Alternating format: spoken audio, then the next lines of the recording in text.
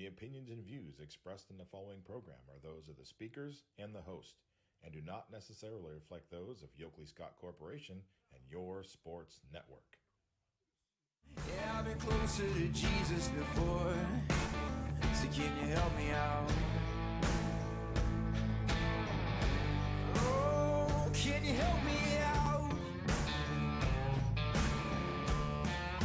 Am I on my own? Am I on my own? Or can you help me out? Am I on my own? Am I on my own? Or can you help me out? Can you help me out? I've been scared to look in my soul.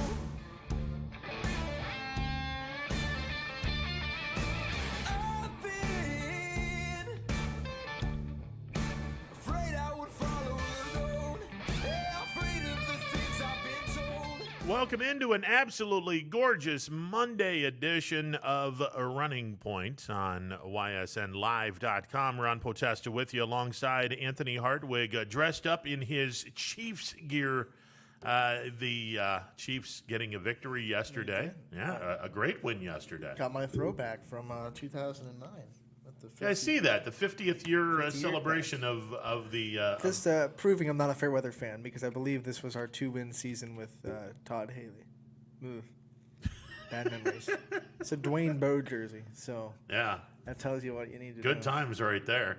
330-886-0813, the MP Vivo Heating and Air Conditioning Hotline open for business. Running Point presented Monday through Friday from noon to 3 by the good folks at Greenwood Chevrolet, Mahoning Avenue in Austintown. If you're in the market for a new or a used car, go to Greenwood Chevrolet on Mahoning Avenue in Austintown. They have three things that you need as someone who is looking to purchase a car. There are three things that you're looking for. You're looking for a dealership that has really good salespeople, a really good finance department, and a really good service department. And Greenwood Chevrolet, Mahoning Avenue in Austintown has all three. So check them out. Beautiful, beautiful day today as we are about halfway through Indian summer, and on the other end of it, I don't know, later in the week. Don't talk about that. Yeah, that's later in the week. We don't need to hear about that. Later in the week, we're going to be done with this stuff, but it's later in the week. Enjoy and relish all of this right now. I know my father went golfing today. Good. You got to, because, otherwise you're wasting opportunities, and you got to take advantage of as many opportunities as you can. And that seems to be the theme as we get into the state semifinals. We went from 5 teams down to 2. Congratulations on a really good year by Ursuline, South Range, and Canfield. Unfortunately, they were all knocked off over the weekend. The 2 teams that move on to the state semifinals, D6 Springfield, D6 JFK. D7. I'm sorry, D7. Yeah, what am I thinking? D6 and D7. And, before the season started, we all had a conversation, and I think all of us pretty much were saying, hey, the 2 teams that I think we can put our hat on, or we have a really good chance of putting our hat on, Springfield and Warren JFK. And here they are in the state semifinals. And, it was easy because they were both the best team in the region. I mean, you could look at it and say, oh, Springfield's probably the best team in the region. JFK is probably the best team in the region. I mean, you could make that argument at least. And then the other teams, you knew you had Chardon looming for Canfield, and you knew you had Kirtland looming for South Range. So it was easier to say, hey, Springfield and JFK, they're probably the ones that you can, put money down. Well, not money because it's high school. But it's high school. As a phrase, as a metaphor. I believe Anthony just opened up a room full of skeleton closets. As a metaphorical phrase, put money down on JFK and Springfield. But the other teams made heck of runs, and they definitely had chances to be in that game. Different things kind of hurt each team. It was interesting to watch the teams that fell because they all lost in kind of different ways almost. They all had opportunities to be in the game, and you want to talk about our losses first and then talk about our wins? Is that how we want to do this? Well, I mean, look, at the end of the day, all 5 teams should be commended. I mean, absolutely. anytime you get to the regional finals, you're doing something pretty amazing. And unfortunately, when you're playing this game in a normal setting, you have to have an awful lot of luck. When you're playing this game in a COVID setting, not only do you have to have an awful lot of luck, now you have to be separate from the very thing that, unfortunately, and I'll say it played a very large part in Ursuline's defeat. You have 5 kids that weren't allowed to play, not because they tested positive for COVID, but because of contact tracing. And it's sad, but that is part of this whole thing now in 2020, where not only do you have to be really fortunate, now you have to be completely separate from this horrible virus that's going around, and it sucks for Ursuline that happened on Saturday. Yeah, we talked about it last week. When you're going full steam ahead during a pandemic, one of the things that just happens, you have to throw that word fair out the window, because the meaning of fair, and now because we want to play in COVID-19. Well, when we're playing, that whole idea of fair kind of goes out the window. Of course, because it's not fair. It's not fair that Ursuline had to miss 5 important players in a playoff game, and it's not fair that a lot of teams around the state had to just forfeit the game because they had a COVID problem. But unfortunately, it's just a conversation you have with your kids. Hey, we took the initiative. We're playing. And we have to kind of accept the fact that fair kind of goes out the window with that being said. Yeah, exactly. And we wish Minter Lake Catholic well, and let's see what they do in the Final Four, representing Division 4, Region 13. Division 4 is going to be entertaining, to say the least. Look, I mean, all of these divisions are now officially entertaining. I look at Division 2. Canfield and Chardon. Canfield, they just ran into a buzzsaw. It's nothing that Canfield did right, wrong, or indifferent. They, in the early stages of that game, they got hit in the mouth. Their defense got hit in the mouth really early, but their offense was moving the ball. They just got hit by the turnover bug, and it just came in really bad timing, and sometimes that happens. Their players were trying to get some extra yards, a spin move, I believe, and the ball got poked out, and when your players are given maximum effort and the ball gets poked out, I'm okay with that kind of mistake. And unfortunately for Canfield, they made a couple of them in the first half, and they were behind the 8 ball pretty early because of it. And look, at the end of the day, you tip your hat, you congratulate, and you move on. And the same can be said in Division 5. I thought South Range played one hell of a good game. They did. They really, and all you can ask when you're playing Kirtland or Chardon or one of those teams where it's so even and both teams really absolutely deserve to be there. Yeah. You just ask for opportunities to win the game. Exactly. And South Range had opportunities. They had a 3rd and 12 that they could have made a play on. Props to Kirtland's quarterback, because he had an incredible touch. Because Kirtland's really known for their run game.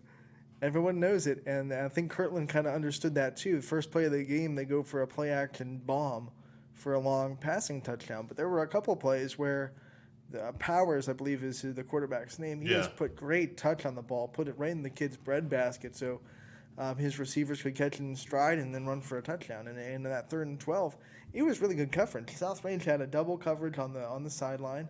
Kid just put it right in the spot, and there's nothing you can do about that. You want to force Kirtland to throw the ball. Sure. And South Range did. Yeah. Their runners, yards-wise, didn't really – they had a couple of big plays, but they weren't sustaining a run game. But their quarterback put the ball in the spot, and he made his plays. Yeah, so, and they were a lot more balanced than a lot of people thought they were going to be. They really were, and I think they used that to their advantage, because I think South Range came out and said, we have to stop the run. And that you saw that on the first play action, deep ball. And props to Kirtland for bringing that out in the first play, understanding that South Range, I think that was the ultimate respect of South Range, because they understood their defense is legit, they can stop the run, and their offense is going to give us problems. So let's hit them in the mouth really early, go for a play-action shot. And they hit it. They did, yeah. So. It was, again, you can't fault anybody's effort in any of the 3 games. It's, unfortunately, you have to tip your hat and move on. And in Ursuline's case, were they the better team? We'll never know because, unfortunately, those kids weren't able to play the game. I personally think Ursuline would have probably beaten Mentor Lake Catholic had the 5 kids played, but we're never going to know. Yeah, you can't. If you're Ursuline right now, you just can't play the would have. Exactly. Game. I mean, you just got to try to. Exactly. As much as it hurts and as much as it sucks right now, you got to try to just move on. I mean, you have a lot of young kids coming back, and you're going to be good next year. So don't worry. Your Ursuline football's back. So you just kind of let that bad taste wash out of your mouth as quickly as you can. And for some of those kids, get ready for basketball season or wrestling. Yeah. And use that to kind of wash out frustration. And there's a lot of teams that are now eliminated from the postseason that might have been a year ahead of schedule because they have so many kids coming back. I agree with that. 2021, Austin Town Fitch, Ursuline, South Range has a lot of kids coming back. Now they're going to have to replace some pretty impressive kids, but they got a lot of kids coming back as well. 2021 might be an awful lot of fun in those 3 communities and a handful of others. Yeah, we're going to talk about some of our other sports too. There's some volleyball teams and some soccer teams. Oh, yeah. That have a lot coming back too. You don't want to say a year ahead of schedule because that makes it sound like no one expected much out of them, but definitely this was a year where teams like that could use as a stepping stone for more experience. That's exactly a good thing to say with that, because if you make a deep run with a junior and sophomore based program, that just gives these kids something to look forward to in the next year. When a team like South Range gets to that point again, it's not going to be too big for them. They're going to be calm. Not that it was, but I'm saying Kirtland, they made every play because they've been there, they've done that. The stage was never too big for that team because they keep getting back there and they keep rebuilding. They keep getting experience. So experience at that level can't be understated. Yeah, and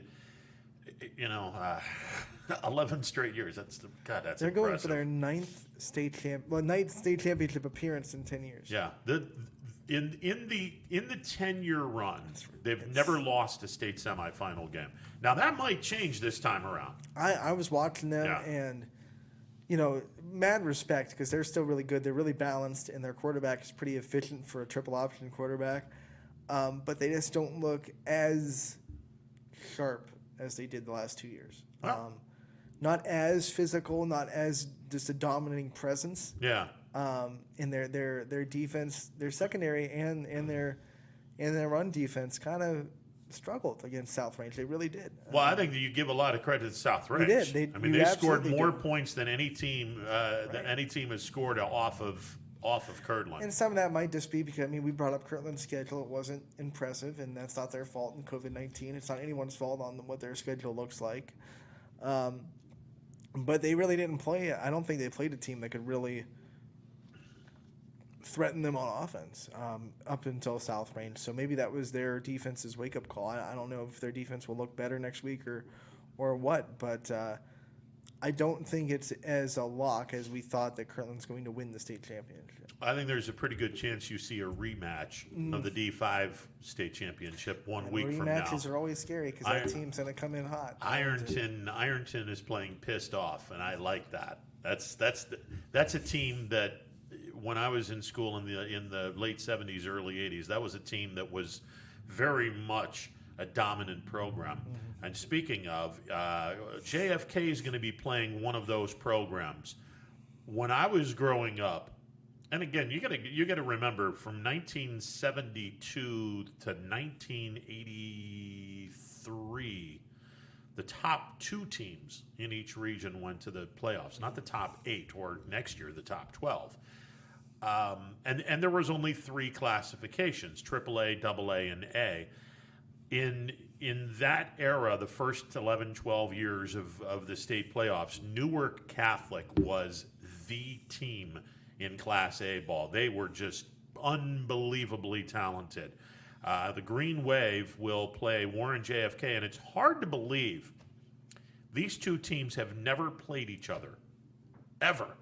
And that's hard to believe because JFK has been a team that has gone to the state playoffs and has made deep state playoff runs. They've won more than a handful of regional championships. It's hard to believe that in their history and Newark Catholic's history of going to the state semifinals and the state championship, that these two teams have never played each other, and that finally comes to an end on Friday night at Paul Brown Tiger Stadium in Massillon. And I can only think of Warren JFK, Newark Catholic, and Massillon. 3 programs that are the gold standard of anyone in the state of Ohio. JFK plays Newark Catholic in unofficially the football capital of the world in Massillon, Ohio. Perfect.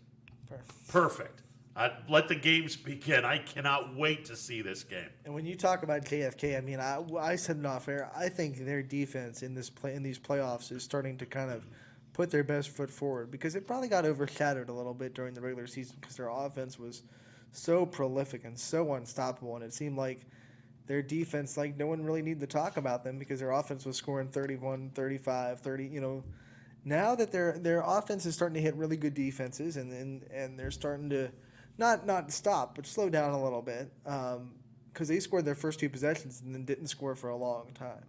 Their defense stepped up that whole game, shut Lucas down, and Lucas could not do really anything against that JFK defense. And it's amazing because when I spoke to Coach Perlogo late last week, the day before the game, he made mention this offense is going to give us fits.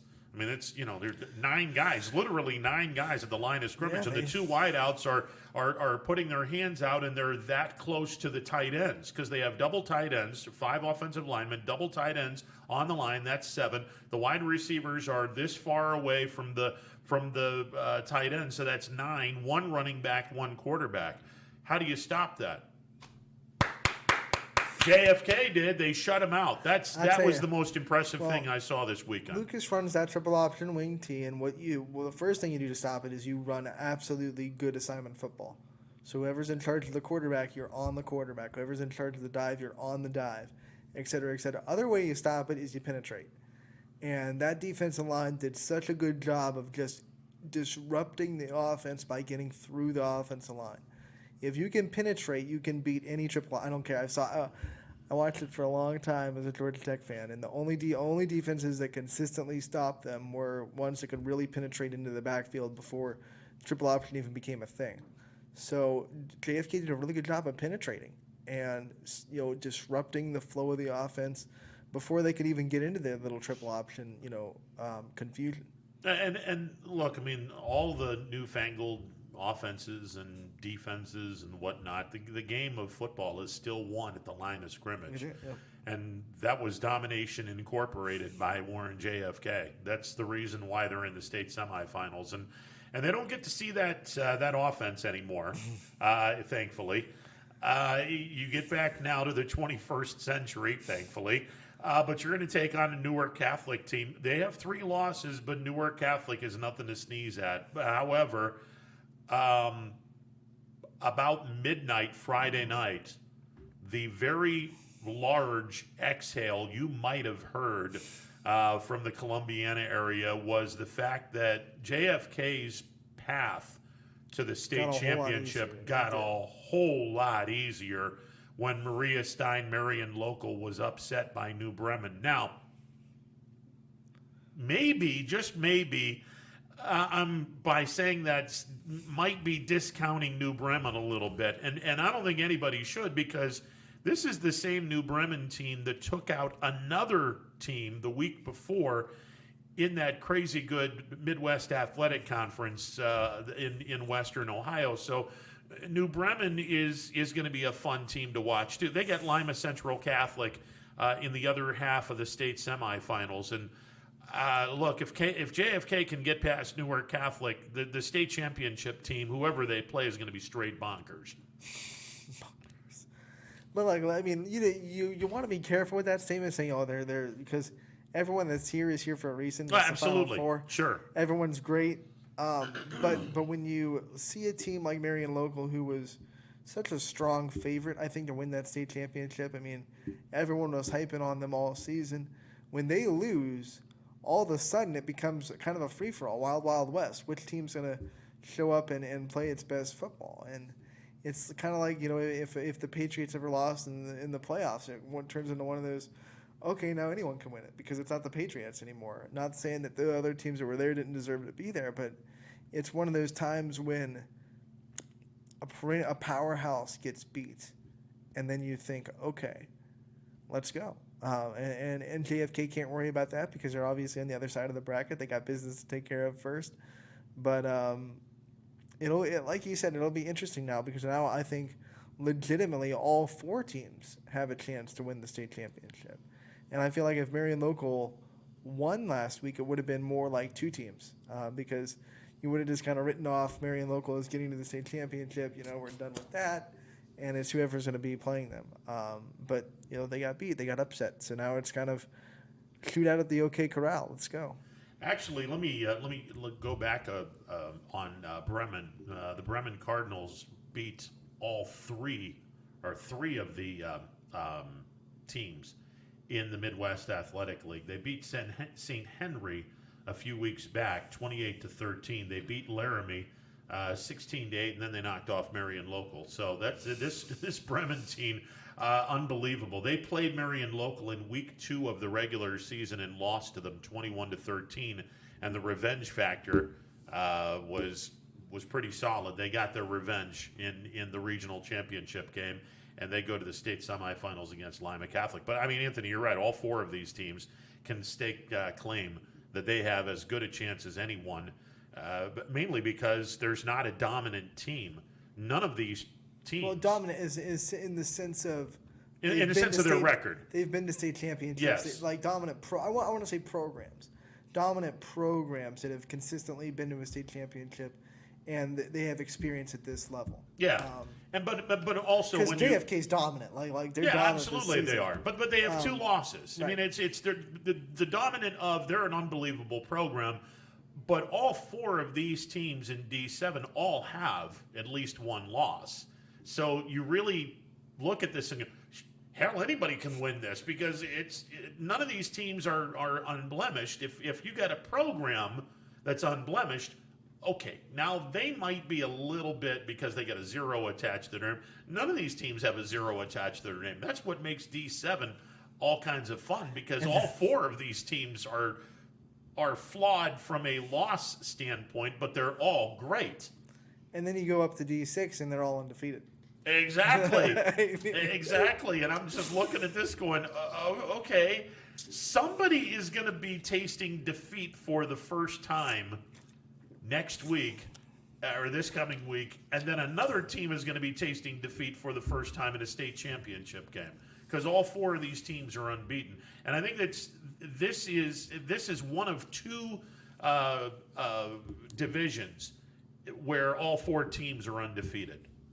I think D5 is the other one where all 4 teams are undefeated. But I mean, where do we start? First of all, can we just talk about the Springfield game? Can we talk about the last play? Because whoever made that decision to do that play has some serious stones, number 1. And number 2, that might have been the best run play in terms of how to do the play I've ever seen. And we were talking to Mike Ackelson because he was there for prime time before, and so he watched the game. That might be one of the best playoff games that our local teams have been in. I mean, it was a just amazing football game to watch, and the way it ended was like a cherry on top of one of the best playoff games an area team has been a part of in a long time.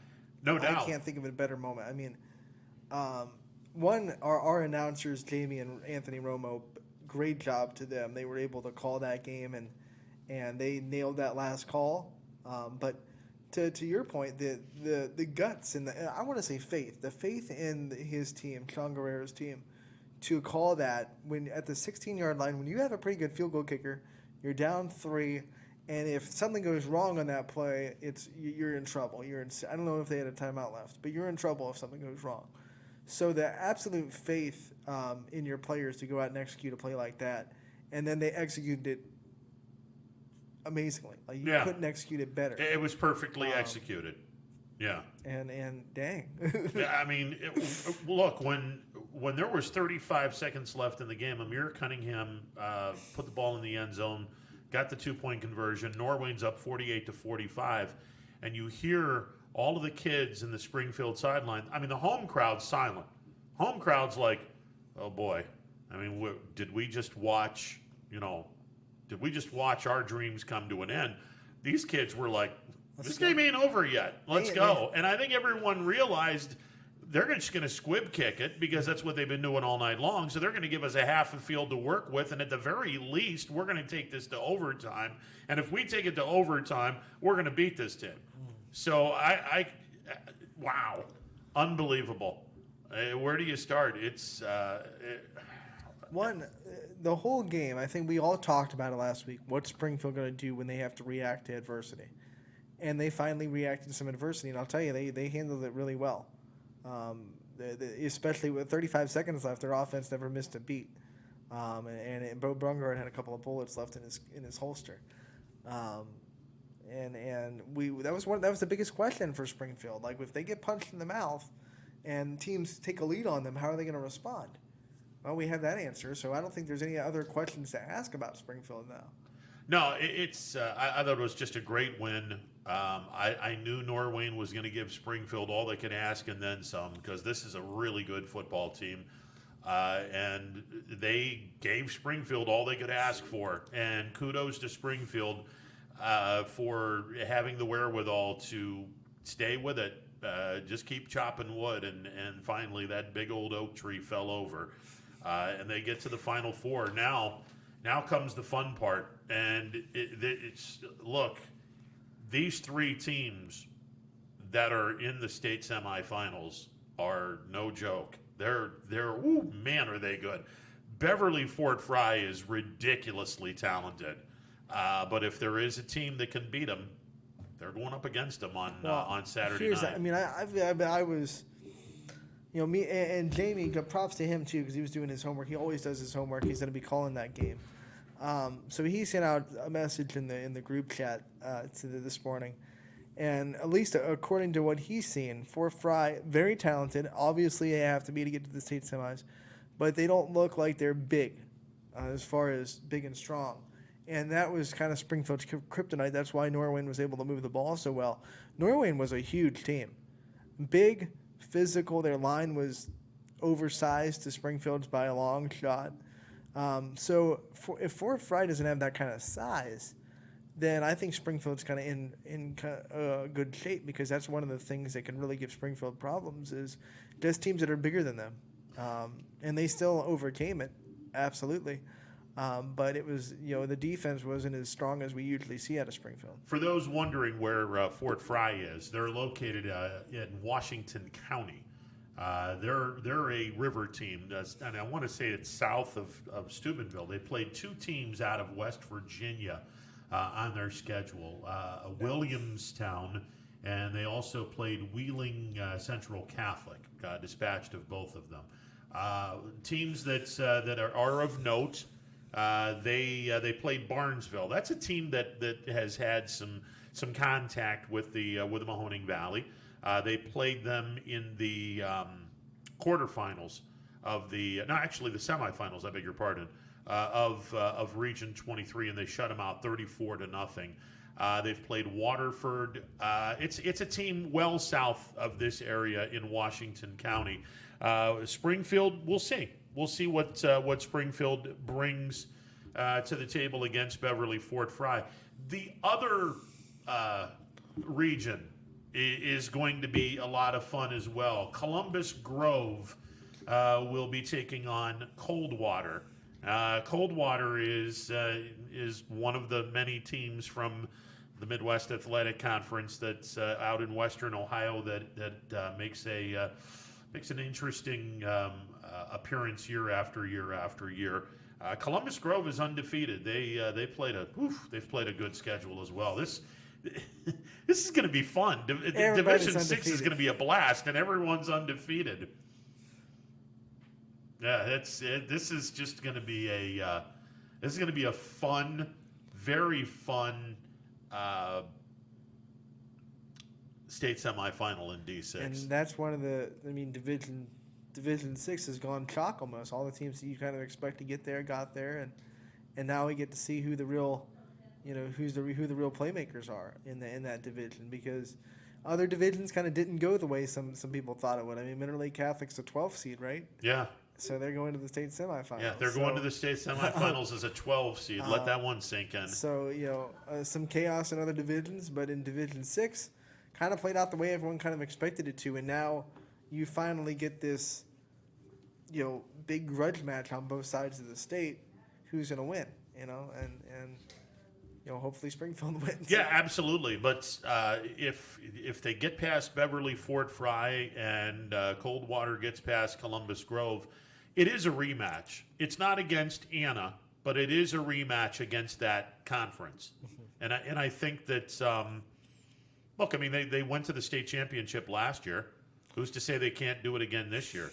It's, to me, the fact that they've become the first public school to make back-to-back state semifinal appearances in 30 years, that pretty much speaks volumes. Camel's the last team to do it, and that was in 89 and 90. How about our area? This is the 6th straight year we've had somebody in the state semifinals. In the 2nd year in a row, we've had, 2? Yes. Actually, we had 2 last year with Poland. Yeah.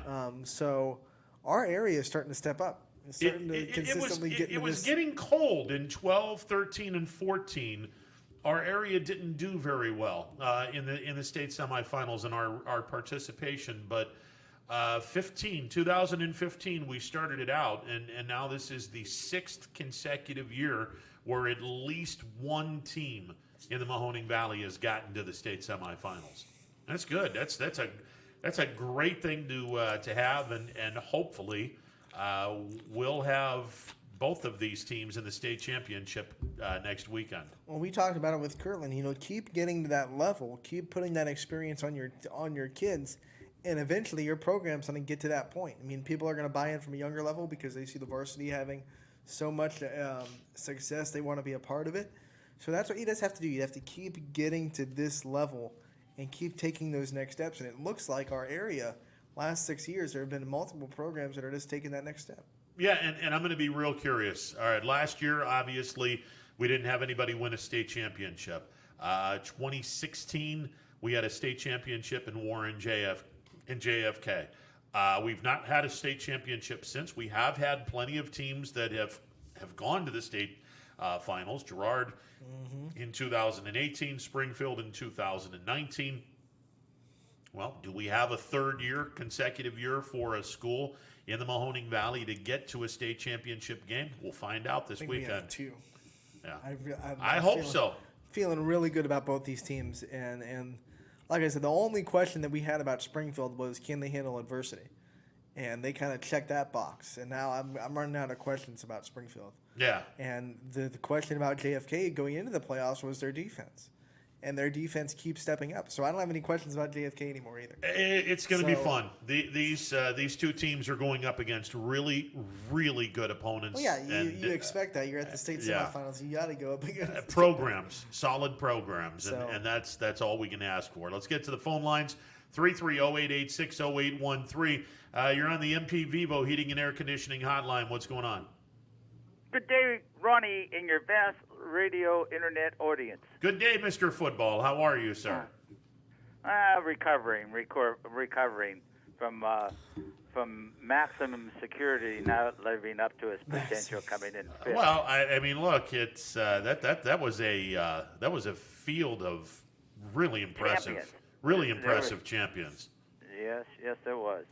You had to win something to get into that field, and he didn't fire like he was supposed to fire. Isn't it amazing that they did this after Secretariat? Because I would have loved to have seen what Secretariat could do in a Breeders' Cup.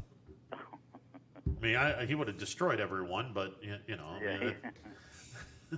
Just think, if you look at the record, Secretariat was such a great horse and everything. He wasn't a good sire. He wasn't a good stud, but he sure got paid for it. But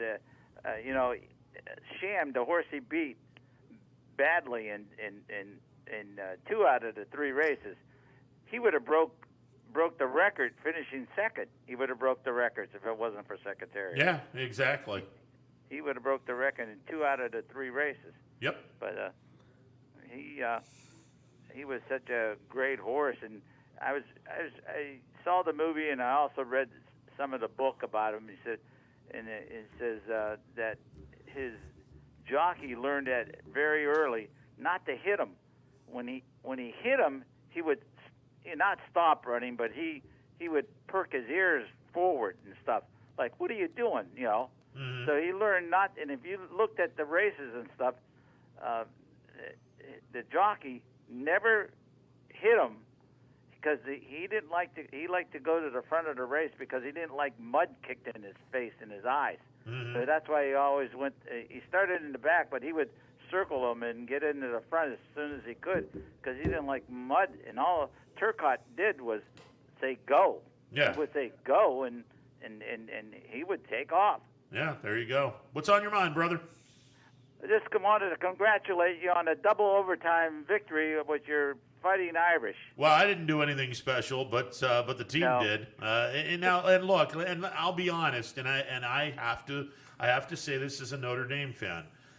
They didn't beat Notre Dame with Lawrence at quarterback, although Lawrence couldn't have put up the numbers or any better numbers than what DJ did. Yeah. I'm not even going to try to pronounce the kid's last name. Ugunlele or whatever the hell however you pronounce it. I mean, look, the one thing that I will say, in the fourth quarter, Notre Dame's down 7. Clemson, Notre Dame needed Clemson to go 3 and out, and Clemson ran the ball 3 times. Now, look, I'll be honest. If Lawrence is quarterbacking, they're not running the ball 3 times. They're just not. So from that perspective, if Lawrence is quarterbacking, does Notre Dame win? We'll find out in the ACC championship game. And then there were 3 kids on the defense that were out as well. Don't get me wrong. I love the fact Notre Dame beat Clemson, but I expected Notre Dame to beat Clemson because of the fact that Lawrence was out and 3 starting defensive players were out. And this just is essentially, as long as Notre Dame takes care of their business, as long as Clemson takes care of their business, it just tells us that there's going to be a rematch in the ACC title game. And then we'll go from there. Ronnie, did you see the 2 defensive players that were out for Clemson? They were replaced by 2 freshmen. One was the number 1 recruit, defensive lineman recruit in the country. The other one was the number 2 defensive lineman recruit in the country. They got both of them. Yeah. And for the people, the moms and dads that are listening and stuff, and say, "Oh, why isn't my 5'8" son not being recruited?" They were 6'5" and 6'6", and 300 pounds and 290. Yeah. That's why your sons are not getting recruited if you're 5'10" or 6 foot and weigh 185 pounds and playing defensive tackle. Yeah, well, that's what you're up against. I mean, look, at the end of the day, it's when you have a program as successful as Clemson, Ohio State, throw all the blue bloods in there, they get kids like that. That's why they're successful. That's right. You can't be successful if recruiting 6 foot, 185-pound defensive tackle. No, but that's not saying nothing that your sons can't play high school football at 6'1", 185 playing tackle. I mean, it's high school football. That's what you're going to play. That's the type of kids most of the time you're going to play up against. Nothing wrong with that. Nothing wrong with that. And the other thing too is that you look down the road. Even though Alabama didn't play last week, I think the class is going to be there, Ronnie. And Notre Dame got a venue to get into not the championship, but getting in the playoffs, and I think that's all they expect. Well, yeah, I mean, look, if they finish undefeated and they go to the ACC title game, if they play Clemson really, really hard, they may get into the playoffs with a 1 loss. If they get blown out, they probably don't get into the playoffs. But now the hard part was not finished. The easy part was finished. You got past Clemson. You should have done. You should have gotten past Clemson. Actually, they should have beaten them in regulation, but I'll take the victory in double overtime. Now the hard part starts. Now you got to play BC, coming off of an emotional win over Clemson. You've got to take on a pretty good North Carolina team, and then you've got two other teams that you have to deal with before you even think about an ACC championship game. So finish your business and get to the ACC title game, and then let's see what happens. And hats off to the two remaining teams from our valley that are in the high school playoffs, and wish the Springfield Tigers and the Kennedy Eagles best of luck. But it would have been a different game if the 8 kids from Ursuline were declared eligible. It was 5. It was 5 starters. 5 kids, whatever. Yeah, it was 5 kids. But no, I agree. I think it would have been, but unfortunately, and we brought this up. This is, this is someone who played high school football and played major college football. You know as well as I do. You have to have some good fortune along the way. Well, this year, not only do you have to have good fortune, you also have to be fortunate enough to have nobody attached to this virus, and unfortunately, that wasn't the case with Ursuline. Yep. Good luck to you, Ronnie, and good luck to all the fans out there. Appreciate it, sir. 330-886-0813. Well, we take a timeout because we have the soccer and volleyball to talk about. We don't have any representation in volleyball in the state semifinals, and Anthony's the volleyball guy, and I'm gonna ask because there's a glass ceiling that we need to break, and I'm just curious. We'll ask Anthony about this. Is that glass ceiling going to be showing cracks anytime soon? We can talk about that, and we can also talk about the 2 teams that are going to the state semifinals. In boys soccer. That is all coming up in a bit. It's a Monday edition of Running Point presented by Greenwood Chevrolet on Mahoning Avenue in Austintown. Phone calls and more after this timeout on ysnlive.com. 21 News. Let's get right to our top story tonight. More experienced reporters. A new Wilmington restaurant. GM Lordstown. Telling more local stories. We'll look at efforts Boy is recovering from a broken around our valley. Community in Niles. We are here in Youngstown, right up. Because you expect. It's important for everyone. No place like home. More local news. In Mercer County Court. 21 News is our valley's #1 local news. Welcome home to a home made homier with Baird Brothers Fine Hardwoods. Inspiration starts at BairdBrothers.com and is turned into reality when high-quality hardwoods are delivered right to your home. Baird Brothers has the latest design trends, shiplap and skinny lap interior siding, antique oak rustic flooring, and, well, you'll find them all at BairdBrothers.com. Ordered easily, delivered conveniently, enjoyed comfortably. BairdBrothers.com. Attention football fans, order Coca's Pizza tailgate package for only $54.99. You'll receive 24 slices of our delicious cheese pizza, 20 jumbo wings, and 2 of our famous foot-long pepperoni rolls. Coca's Pizza, we serve it hot. Hi, this is Tommy Clem, owner of WRS Insurance Solutions. WRS Insurance Solutions is a local independent agency that specializes in life, Medicare, long-term care, and disability products.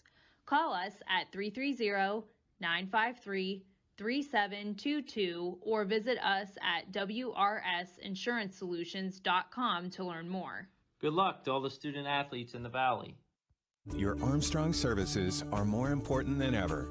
There are more and more connected devices in the home these days. To get the most out of your experience, you need a network that is always getting better. You deserve superior performance, and that's what Armstrong offers every day. Whether you're working from home, enjoying your favorite content together, or simply catching up while apart, count on Armstrong to keep you connected to what matters most.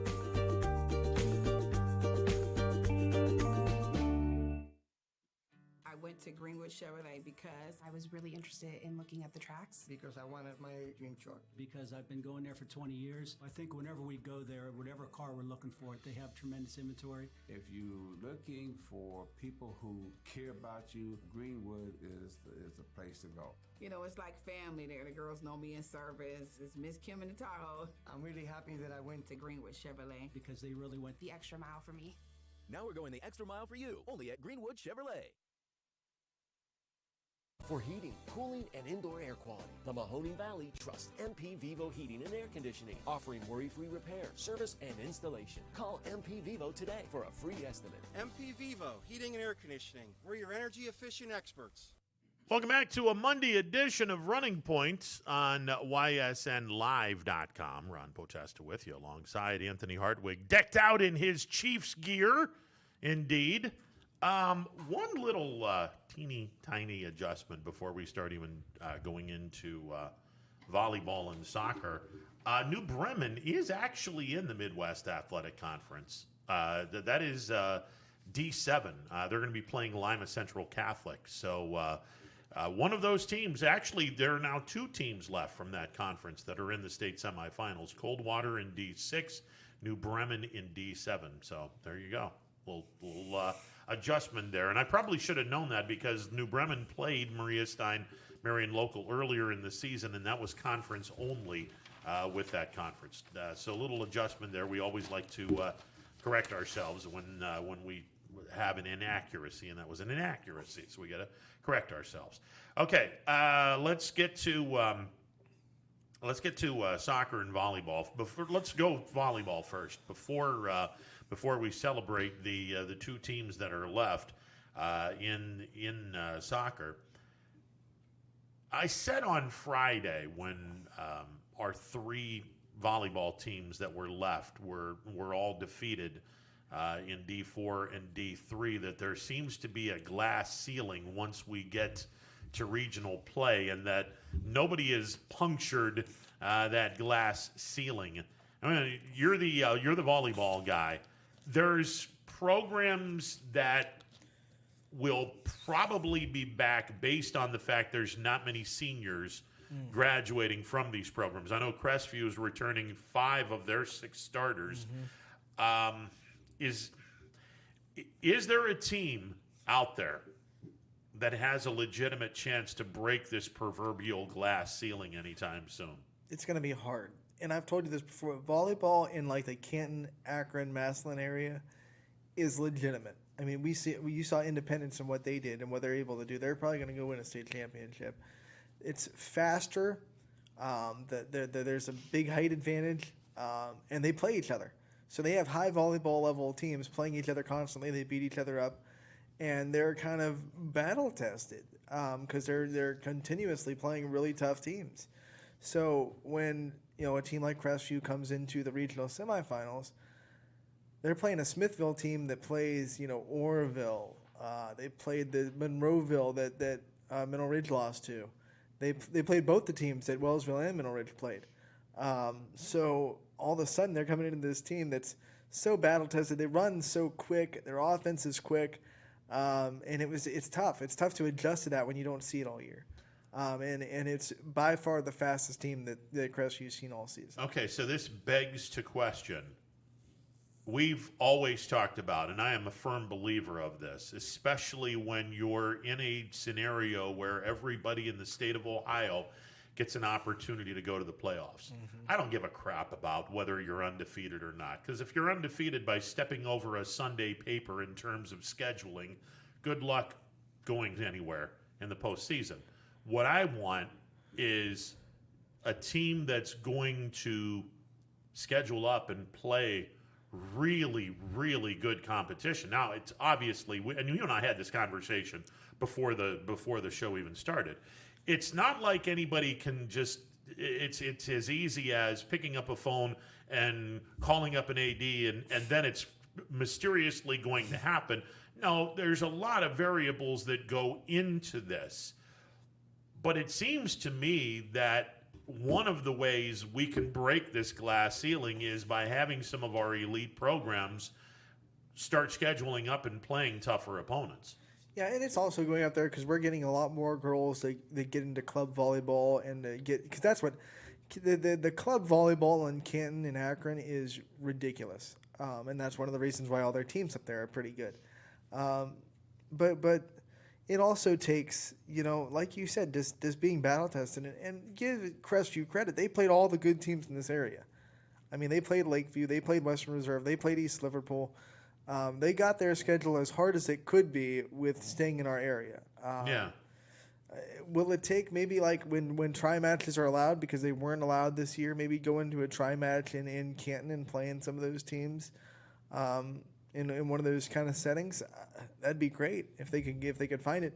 There's no really high school volleyball showcase like there is in basketball during the Christmas season, where you go and you play really strong teams and you get tested like South Range usually does. And why is that? I don't know. It's like they do tri-matches instead, like where they'll invite, two teams into one place, and it'll be like a tri-match or even a four-match kind of setup. But there's not like a big volleyball event that I know of, at least in the state of Ohio, that these teams can kind of go to and really test their stuff for about a week or so. Seems to me that if you were to sit back and, maybe this is something down the road, an 8-team format where you sit back and go, okay, we're going to invite 8 of the best teams in Northeastern Ohio. Forget about the divisions, whatever.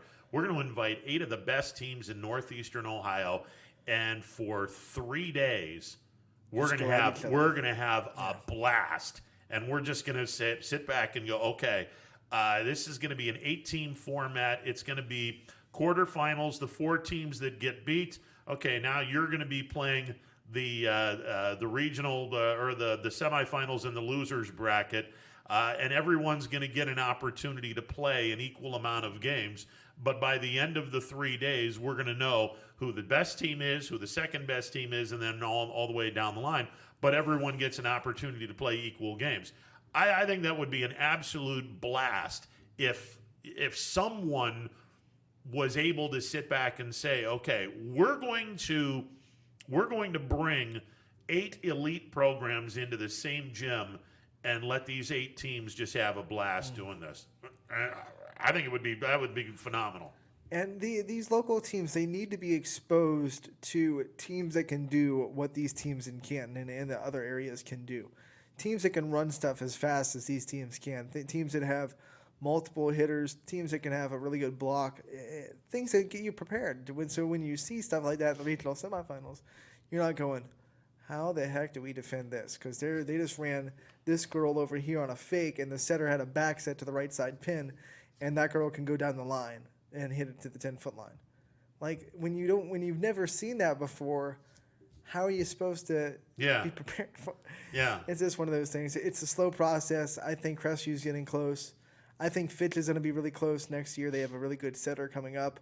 They have Jocelyn Jordan, who's maybe going to be moved to the outside, which is exciting.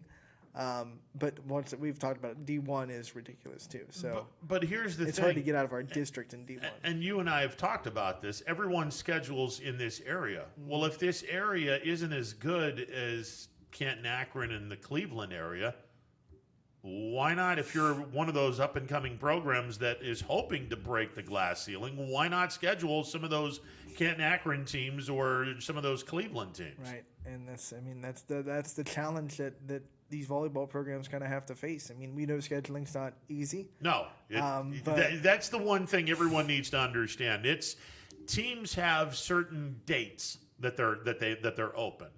And you have to hope that your date is the same as their date. And if you are, well, then now you can sit back and say, hey, we can do a home and home, sign a 2-year contract. You go to their place 1 year, they come to your place 1 year. But in order for any of this to happen, you must have an open date on the exact day or exact weekend that the other team has an open date. And this is to find the... Because there's some schools that do this, and it really works. Find guys that like volleyball and get them into practice. Because if you can go up and get a dig on one of the guys' returns, you're going to be really prepared. So you find some men that really, or even in these bigger schools, boys that want to play volleyball, because South Range had a couple that you don't have a boys volleyball team, but they still played club volleyball at the YMCA and whatnot. So bring them into the fold and really expose your team to some strong hitting and some quick approaches and stuff that you might see in a regional semifinal. That practice. That and go see a college volleyball Right, game. go watch and try to be students of the game. I mean, if you can't go schedule the teams and see them in a match kind of setting, then at least try to go watch and try to scout and try to watch on TV and see what things do and see how to defend things and try to get as used to as possible as things you're going to see in the regional finals, regional semifinals. And if you can't schedule someone in the regular season, you can definitely schedule someone before the season starts. Yeah, scrimmage them in the summer. Absolutely. And then try as you might, get your girls into club volleyball, because that'll expose them to a lot of good competition too, especially if they go up into the Canton, Akron, and clubs up there, and they start playing in that kind of atmosphere. They'll get ready, and Crestview's close. Like Coach Hour's got them really close. They are. But unfortunately, they're in the same region as Independence. Now, Independence is just they're a cut above everyone. They swept the team that swept Crestview, and they did it easily. It wasn't even. They're going to go win state, and they're going to probably win the second in a row. It's kind of their version of Kirtland right. in volleyball, and unfortunately. I was coaching Coach Hour before she goes, every time we come here, we've run into one of those schools the first round. And she's like, I told them at least we don't have to play in the first round. We got a little break. They didn't win, of course, but they that's not exactly a break right there. I know, but like the years past, they've had to play. Before it was Gilmore Academy, who was just unreal in volleyball. Yep. And then they had to play Orville, who was unreal in volleyball. And then they had to play Independence last year. So it's like, oh man, at least we don't have to play the juggernaut in the first round. And Smithville was pretty good. Smithville was pretty good. There's no two ways about that. But they weren't Independents. So. But again, you can schedule teams prior to the start of the season. One of my favorite stories, and it's been told way too many times with between Coach Windrum and myself, but in the 84-85 season at Leetonia, now our basketball program has never won a district championship. They've only been to one district championship game. And it wasn't in 84 and 85. But in 1984 and 85, arguably the most talented team that unfortunately did not go to a district title game or a district semifinal. But this team was uber talented, very talented. And Coach Windrum decided, well, let's see how talented this team is. The weekend before the season, he had this team go on a weekend. On a Friday night, we were scrimmaging Mansfield St. Peter, who is year in, year out, one of the best programs regionally in northeastern Ohio. And then on a Saturday morning, after spending the night in Mansfield, we drove an hour and change down to Columbus and took on a program that is no longer in existence, Columbus Worley High School. Columbus Worley High School had not one, but two players that later went and played and had decent careers in the National Basketball Association, Lawrence Funderburk and Jerry Francis. Eli Brewster, who was probably the most talented of the three, was a sophomore. They got their ass kicked. I mean, they got destroyed by both of these teams early on, because you play 8 quarters, 9 quarters, whatever. By about the third or fourth quarter, these kids are like, we're really not all as good as we thought, and we're going to have to really play to this level if we're going to. And maybe that's what needs to happen, to where you look at, maybe not when the season starts, but you look at, this is what you have to face. You're not going to see this late in the season. You're going to see this before the season even starts. This is what you're going to have to face if you're fortunate enough to go to the regional tournaments. This is what you got to face. And the basketball teams, especially on the girls' side of late, that have made regional runs, have done that. They've played teams that really test them. I mean, you look at South Range last year. They went and played New Dordogne and to open the season. Yep. Poland plays Warren Harding to open the season this year. West Branch, I mean, Coach DeShields loads that schedule every year. I love it. I mean, loads it, and he's gonna be really upset this year because of what happened, last year, getting on the floor of the state semis. Well, of course, yeah. So that team's gonna be angry and hungry all season. So I'm scared of anyone that has to play West Branch. But besides the point, West Branch does a really good job of beefing up their schedule. All the teams that really in the last 5 or 6 years that have made tournament runs and won either a regional game or gone to the state semis or whatever it may be, they bulk up their schedule. And here's the thing. In every sport, with the exception of football, and football became one of those sports this year due to COVID, but traditionally in every other sport but football, everyone goes to the playoffs. Mm-hmm. So it doesn't matter if you're 0-22 or 22-0. I mean, you get an opportunity when you get to the tournaments because everybody has the same record once you get into the tournaments. And then you got to win 7 or 8 games, depending on if you have a bye, to win a state championship. Okay, so if I'm going to a tournament, regardless, I'm going to beef my schedule up and say, okay, you guys may not like the fact that we're going to be playing elite, but it's going to get you folks ready for what you could possibly see down the road. And then, you got to find that balance between testing your kids and then demoralizing your kids. Exactly. And you got to find that balance. You don't want to. You can't go elite. You got to go elite, win, elite, win, Right. elite. Yeah, you got to do something of that nature. Let's skip over to boys soccer. We have 2 teams that are going to go to the state tournament. The Howland Tigers are undefeated. They got the victory over Bay Village Bay earlier in the week. A no-brainer victory in the regional title game. They'll get Lima Shawnee in the state semifinals, and Cardinal Mooney, who defeated South Range, gets Toledo Ottawa Hills in the state semifinals. Before we get to that, let's get to the phone lines. You're on the MP Vivo Heating and Air Conditioning Hotline. What's going on? What's going on, young man? Ron Rich, and what's Anthony? up? What's up, brother? How you guys doing? We're doing good. Good. We have a beautiful day in Ohio, fellas. Amen to that. You going to do any golfing today? I don't golf. The only thing I golf on is putt-putt, and I can't find a course anymore. Gotcha. Anyway, I got kind of lost during the weekend. We survived the flu. How'd our local boys do in the football tournaments? We're down to 2. Springfield in D6, JFK in D7. Nice. Well, that's okay. That's pretty deep in the playoffs right now. I'll take that. Absolutely. Okay. The Bills looked pretty good yesterday, Ronnie boy. They did. I didn't expect them to beat Seattle. I actually expected them to lose handily to Seattle. So I'll gladly take the victory. Josh Allen was unbelievable yesterday.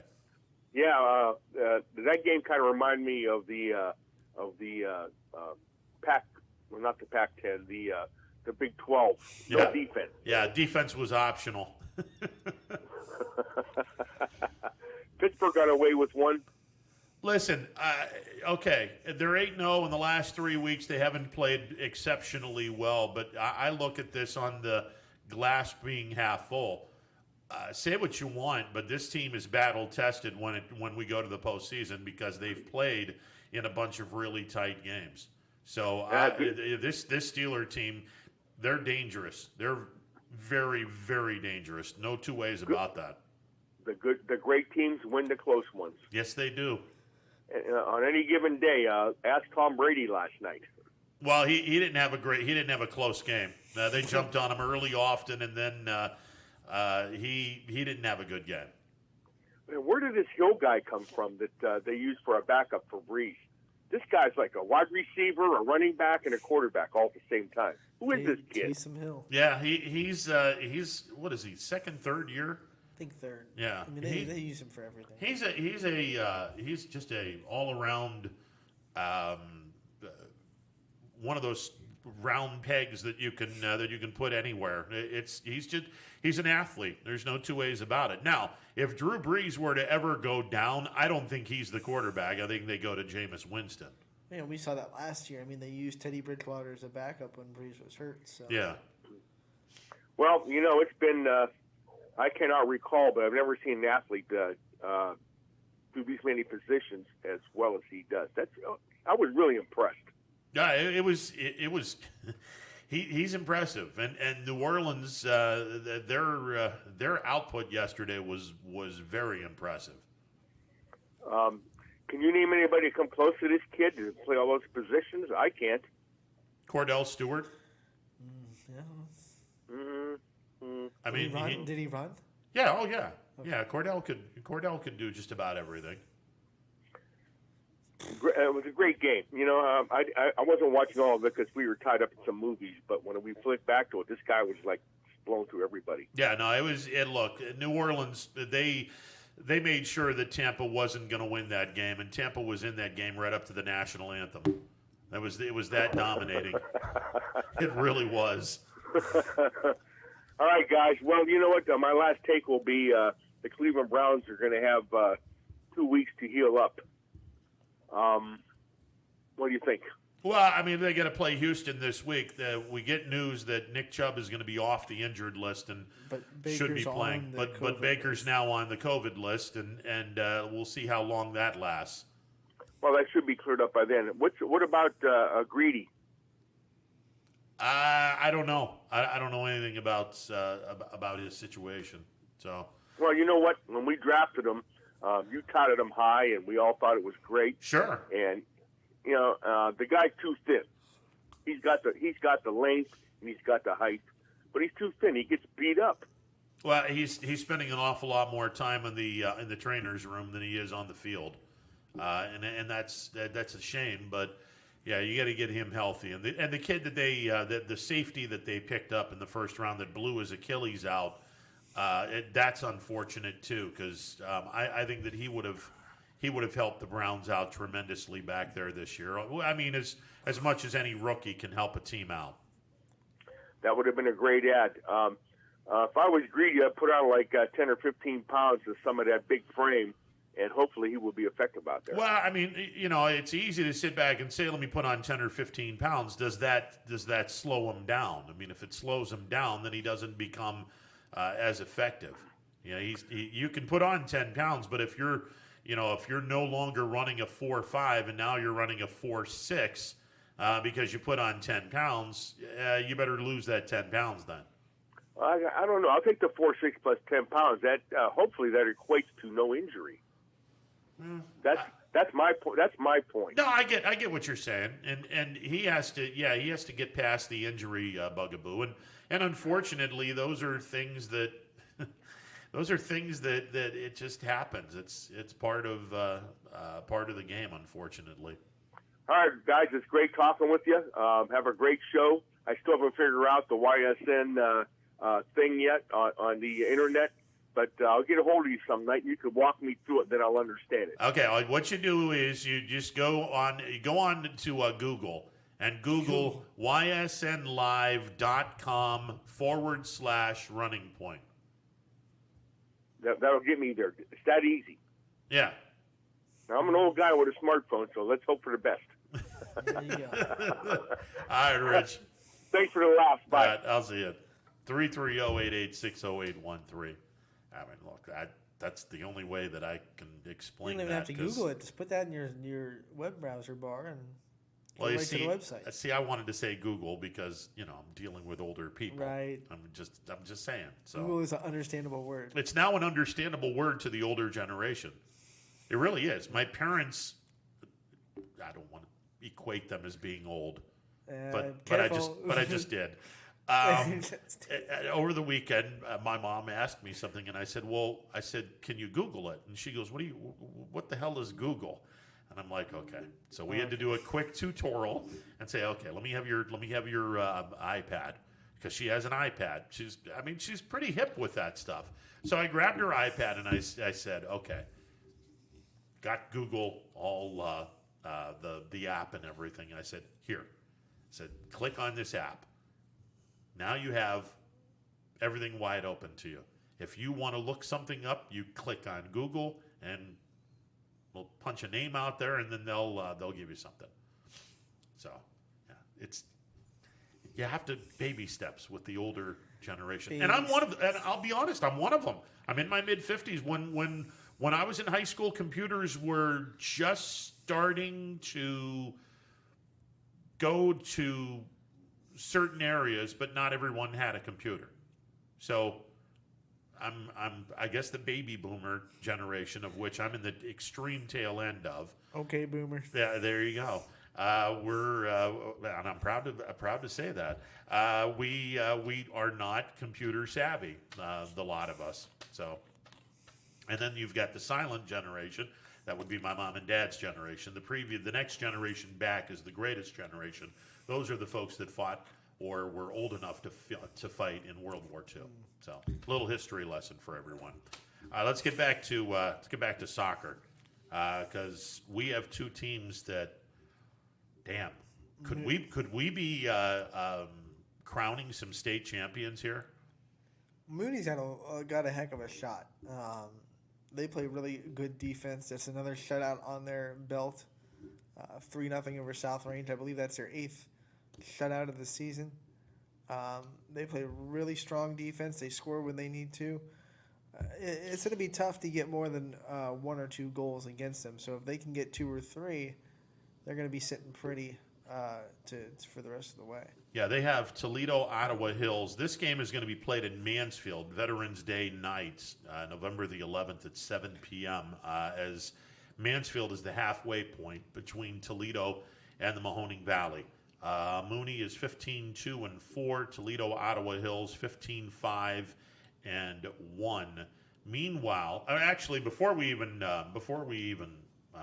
go to Division II, the other half of this bracket is crazy. Wheelersburg and Cincinnati Marymount are both 21-0. And we all know Wheelersburg. Yeah, and they'll be playing each other in Springfield. Wheelersburg is directly south and a little west of us. Cincinnati is obvious. Everyone knows where Cincinnati is. Southwest corner of the state. Probably should have been taken over by Kentucky years ago, but we won't touch that. Springfield is in between, so that's a nice little right. In between thing for Wheelersburg and Cincinnati Marymount. But these two programs are a combined 42-0. That is, wow, that's impressive. And props to the other soccer teams that were in the regional finals and fell. I mean, South Range got there; they played Mooney. Those two teams played each other in the regular season. It was a 1-1 tie, and Mooney got the best of them this time. And then South Range girls as well, getting beat up by Kirtland. But Kirtland's a team like their football team. They're going to their 4th straight state semifinal. So, what are you gonna do? You got beat by a good team. Yeah, and the Kirtland girls will play Findlay Liberty Benton, another pretty good team over in Avon, which is, for those not knowing where Avon is calling. Yeah, west of Cleveland. They have a ding dong. Yeah. They should be called the Avon Ding Dongs. No.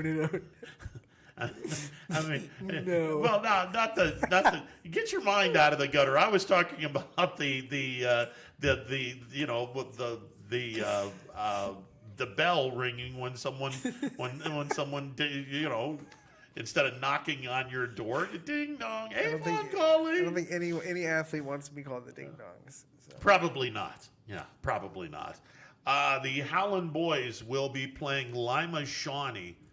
This game will be played at Lexington High School on Veterans Day night at 7 o'clock. The state finals will be played at Mapfre Stadium. That's where the Columbus Crew plays. This is a beautiful stadium, by the way. Just a gorgeous stadium. Division 3 will start at 1. Division 2 will start at 4. Division 1 will start at 7 o'clock on Saturday. Hopefully, Howland will be in the state championship game. They play Lima Shawnee. Lima Shawnee, 17 wins, 2 losses, 1 draw. Howland 20 wins, no losses, 1 draw. The other semifinal, Albany Alexander 18-1-1 taking on Tip City Tippecanoe 22-0. Let's get to the phone lines. You're on the MP Vivo Heating and Air Conditioning Hotline. What's going on? Hello. Oh, for the love of God. Now you got to hang on the line. Got to hang on the line so we can... He got nervous. Yeah. So. Am I the 5th caller? Remember those radio contests? Oh, God. Those were fun. Yeah, like those 5 were cell phones on. Yeah, those were all kinds of fun. You had the long phone bank where you're going, caller number 1, caller number 2, caller number 3. Right. And you're like, do I really have to do this for 27 more calls? Yes. Yeah, okay. And yeah. You're caller number 5. Yeah. All right, Howland, undefeated. They do have 1 draw, taking on Lima Shawnee. Look, the victory that they had over Bay Village Bay. We've talked about it. That's probably going to be the state champ. I mean, those were obvious. I think most of the coaches would agree those are the 2 best soccer teams in the state. Just putting it out there. So. Well, I mean, they were 1 and 2 in the coaches poll in Division 2. So. Howland's the favorite. We wish them the best of luck, and bring home a championship to the area. The one thing that I would say is, and Howland shows no sign of going flat after their win over Bay Village Bay. They beat Chagrin Falls, I want to say 6-0, to get to the state semifinals. They're not falling flat anytime soon. They realize that they have 2 more games that need to be played. But you're right. I mean, getting the victory over Bay Village Bay, a lot of people can sit back and go, oh, you just beat the number 1 team in the state of Ohio according to the coaches. Well, the Howland kids, to their credit, know, hey, we still got to win 2 games in order to get that state championship. All right, let's get back to the phone lines. You're on the MP Vivo Heating and Air Conditioning Hotline. What's going on? Hi, Ryan. It's Tony. Tony, what's up, brother? They had to win 3 past Bay to get there, though, right? What's that? They had to win 3 past the Bay game. Yeah, but the point I was making was they could have very easily sat back and said, "Oh, well, you just got done beating the number 1 team. Well, this is going to be an automatic." No, they didn't play like a team that looked like it was going to be an automatic. They didn't. They I think the score may be a little bit deceiving. I actually watched him. I found a place on a fence where I wasn't. I don't know what their limits are, but we couldn't get in the game. So yeah. But I stood on the fence and watched. I'm surprised that the score was. First of all, Chagrin Falls has only given up 7 goals the whole season. Wow. So put that in perspective. Howland got 6 on them. Yeah, there you go. So now I don't know, Anthony. I lost your broadcast. What I heard you saying Mooney had the best shot to go, and then I didn't get your Howland analysis. No, Mooney's got a good chance to get to the state championship because both those teams are battle tested, and Toledo Ottawa has I think 5 losses on the year. So, you look at the other side of that bracket, it's 2 juggernauts going at it, 21-0, 21-0. But then you look at Howland, and we were talking about it. I mean, that game against Bay, probably a lot of coaches would say those are the 2 best teams in the state. So the winner of that game, the doors are really open for a state championship. Oh, okay. Yeah, interesting. But watching the Chagrin game, I got there, and I was a little bit anxious. I don't know the game, don't follow it. Again, and I joke about this. I was looking for the scrum, and it never happened. So I don't know anything about soccer. You had a rugby kind of mentality going into this. Yeah, where they run the damn ball into the end zone and set it down. I didn't see that. Yeah.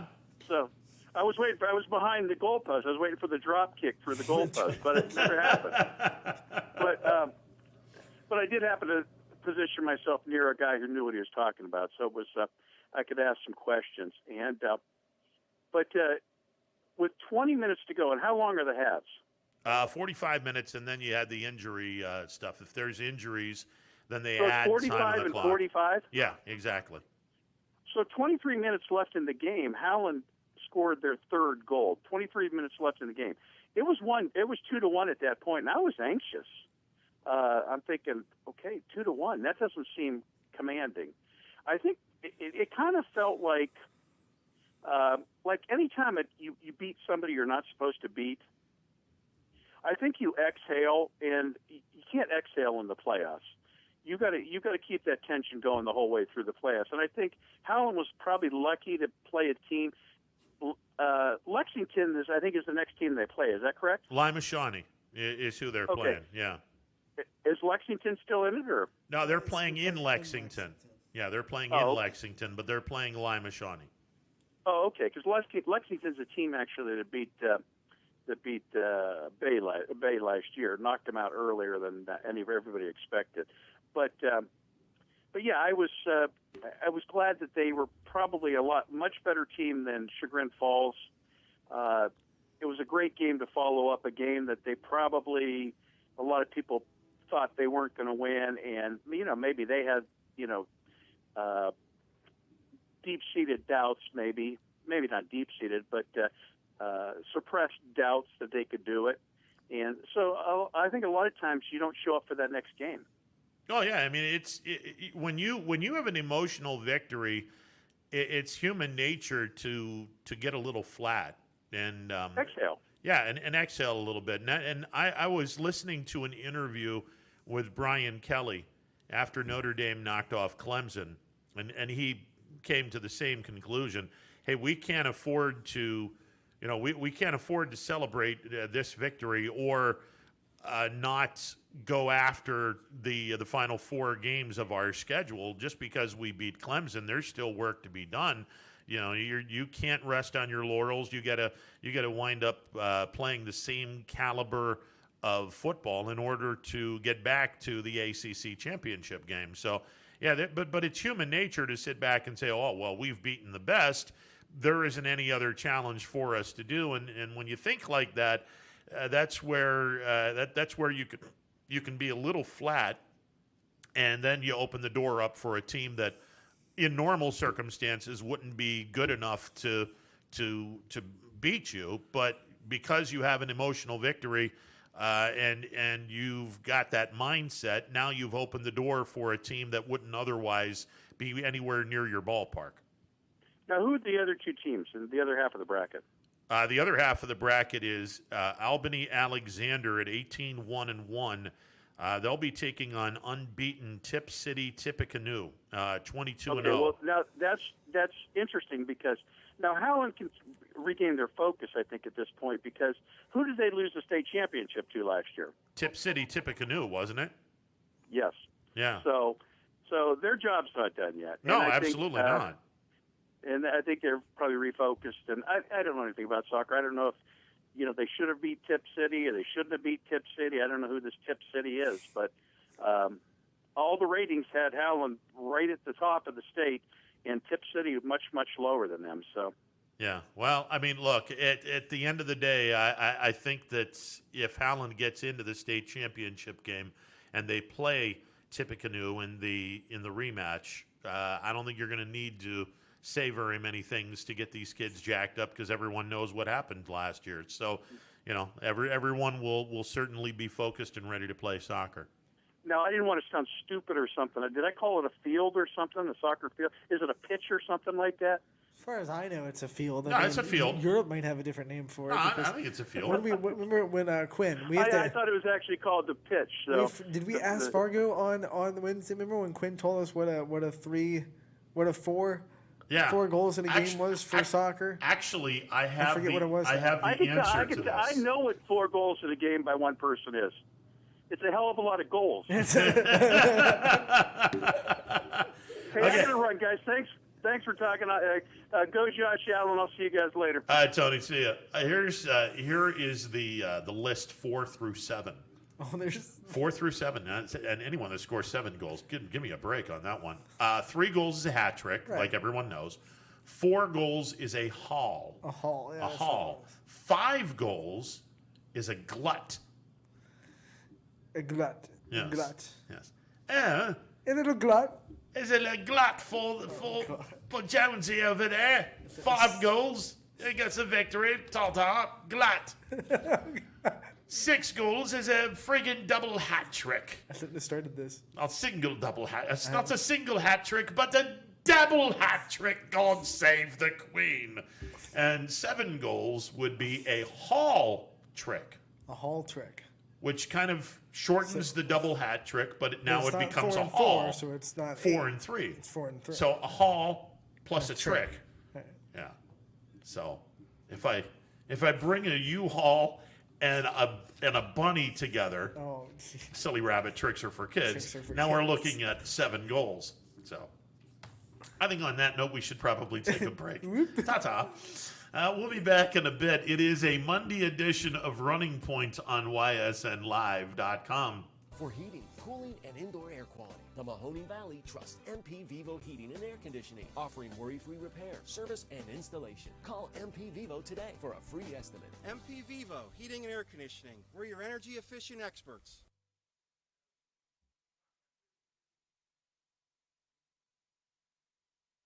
It's storm season. I think we're under the gun for some heavy storms over the next couple of hours. And Storm Tracker 21 is ready. This is probably the one we're keeping a closer eye on. On air.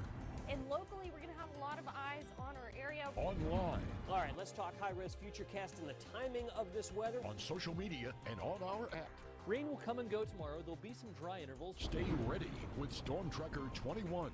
The severe weather threat now through around sunset this evening. Hi, I'm Colin Chupa. And I'm Kelsey Clem from K-Squared Marketing. Our boutique marketing firm specializes in media planning and buying, public relations, event marketing strategies, and strategic sponsorships. We can integrate our services with your existing game plan, or we can be your entire marketing team. Your goals, our game plan. Let's win together. Call K-Squared Marketing at 330-623-2730 or visit ksquared.marketing to learn more. Hi everyone, this is DJ Yoakley with Your Sports Network. We appreciate your support of YSN and welcome you to the YSN family. Our broadcast streams are brought to you live at no cost to you by sponsors that are local to this community. Without the vision and generosity of our sponsors and partners, we would not be able to bring this game to you today. So please support the great businesses and leaders that are making this game possible. And if you're a business in need of great advertising and sponsorship opportunities, feel free to head over to our site for more information on the right fit for you. We are local, we are loyal, and we are live. We are YSN. Ah, the details. Baird Brothers Fine Hardwoods is one fine ride. Perfect cornering, superb handling, sporty and stylish, power to spare, plus awesome mileage. Yeah, jaw-droppingly beautiful lines and well appointed with luxurious trim. Put more oomph in your life and start beholding the molding. Find your home's fine hardwood at BairdBrothers.com. No matter what the weather, be prepared with a reliable, efficient Rude gas furnace or air conditioner from MP Vivo Heating and Air Conditioning. Call your energy efficient expert MP Vivo today for a free estimate. Here at MP Vivo, we rely on Rude, and so should you. Welcome back to a Monday edition of Running Point on ysnlive.com. Ron Potesta with you alongside Anthony Hartwig. The MP Vivo Heating and Air Conditioning hotline open for business. 330-886-0813. The show brought to you by Greenwood Chevrolet on Mahoning Avenue in Austintown. All right, we're going to run through the state playoffs in football because we made mention Division 6 and Division 5 are the only two divisions in the state of Ohio where every single team in the state semifinals are undefeated. We have twice beaten Pickerington Central going up against undefeated St. Xavier this Friday night in the Division I state championship game. They're going to be playing their game, all of their lonesome, over at Fortress Obetz at 7 o'clock. That's the one-sided stadium where all the games are going to be played. And then next weekend, you'll have 2 games on Friday, 2 games on Saturday, and 1 game on Sunday night. I will just say this right now. Who's playing Sunday night? They're not 100% sure, certain yet. Either D4, D5, or D6. I guess they're waiting. It's not D6 because it's Springfield. They're playing on Friday, right? Well, no, I mean the state championship game. Okay. Yeah. I thought we were on this week. I was like, yeah. Okay. In the state championship, we'll move forward a week. All right. D2, D3, or D7 will be playing a game at 2, and the other team or the other division will be playing at 7. Let me just first state this: I am not a fan of playing high school football or any high school event on a Sunday. I'm not a fan of that in any way, shape, or form. I think there is a big difference between doing this in college and the pros, because college and the pros are a multi-billion-dollar business. College athletes are not paid, but they kind of are, given the free education, the free room and board, the free this, the free that. Not paid monetarily, but they're given a free education by and large. And the pros are obviously paid ridiculous amounts of money. You want to do it on a Sunday, that's fine. High school is a different animal. I'm not a fan of any Sunday activities involving a sanctioned high school game. I'm not a fan of that in any way, shape, or form. And it probably goes back to my religious upbringing, but that's neither here nor there. I just think Sunday isn't a time where we should be doing anything with high school sports. I think this is a time where Sunday should be you're with your family until you're of a certain age. And then if you want to go to college and watch a college basketball game or college whatever, go ahead and do your thing. If you want to watch a pro game, go ahead and do your thing. But high school should never, ever, ever, ever be done on a Sunday. That's just my personal opinion.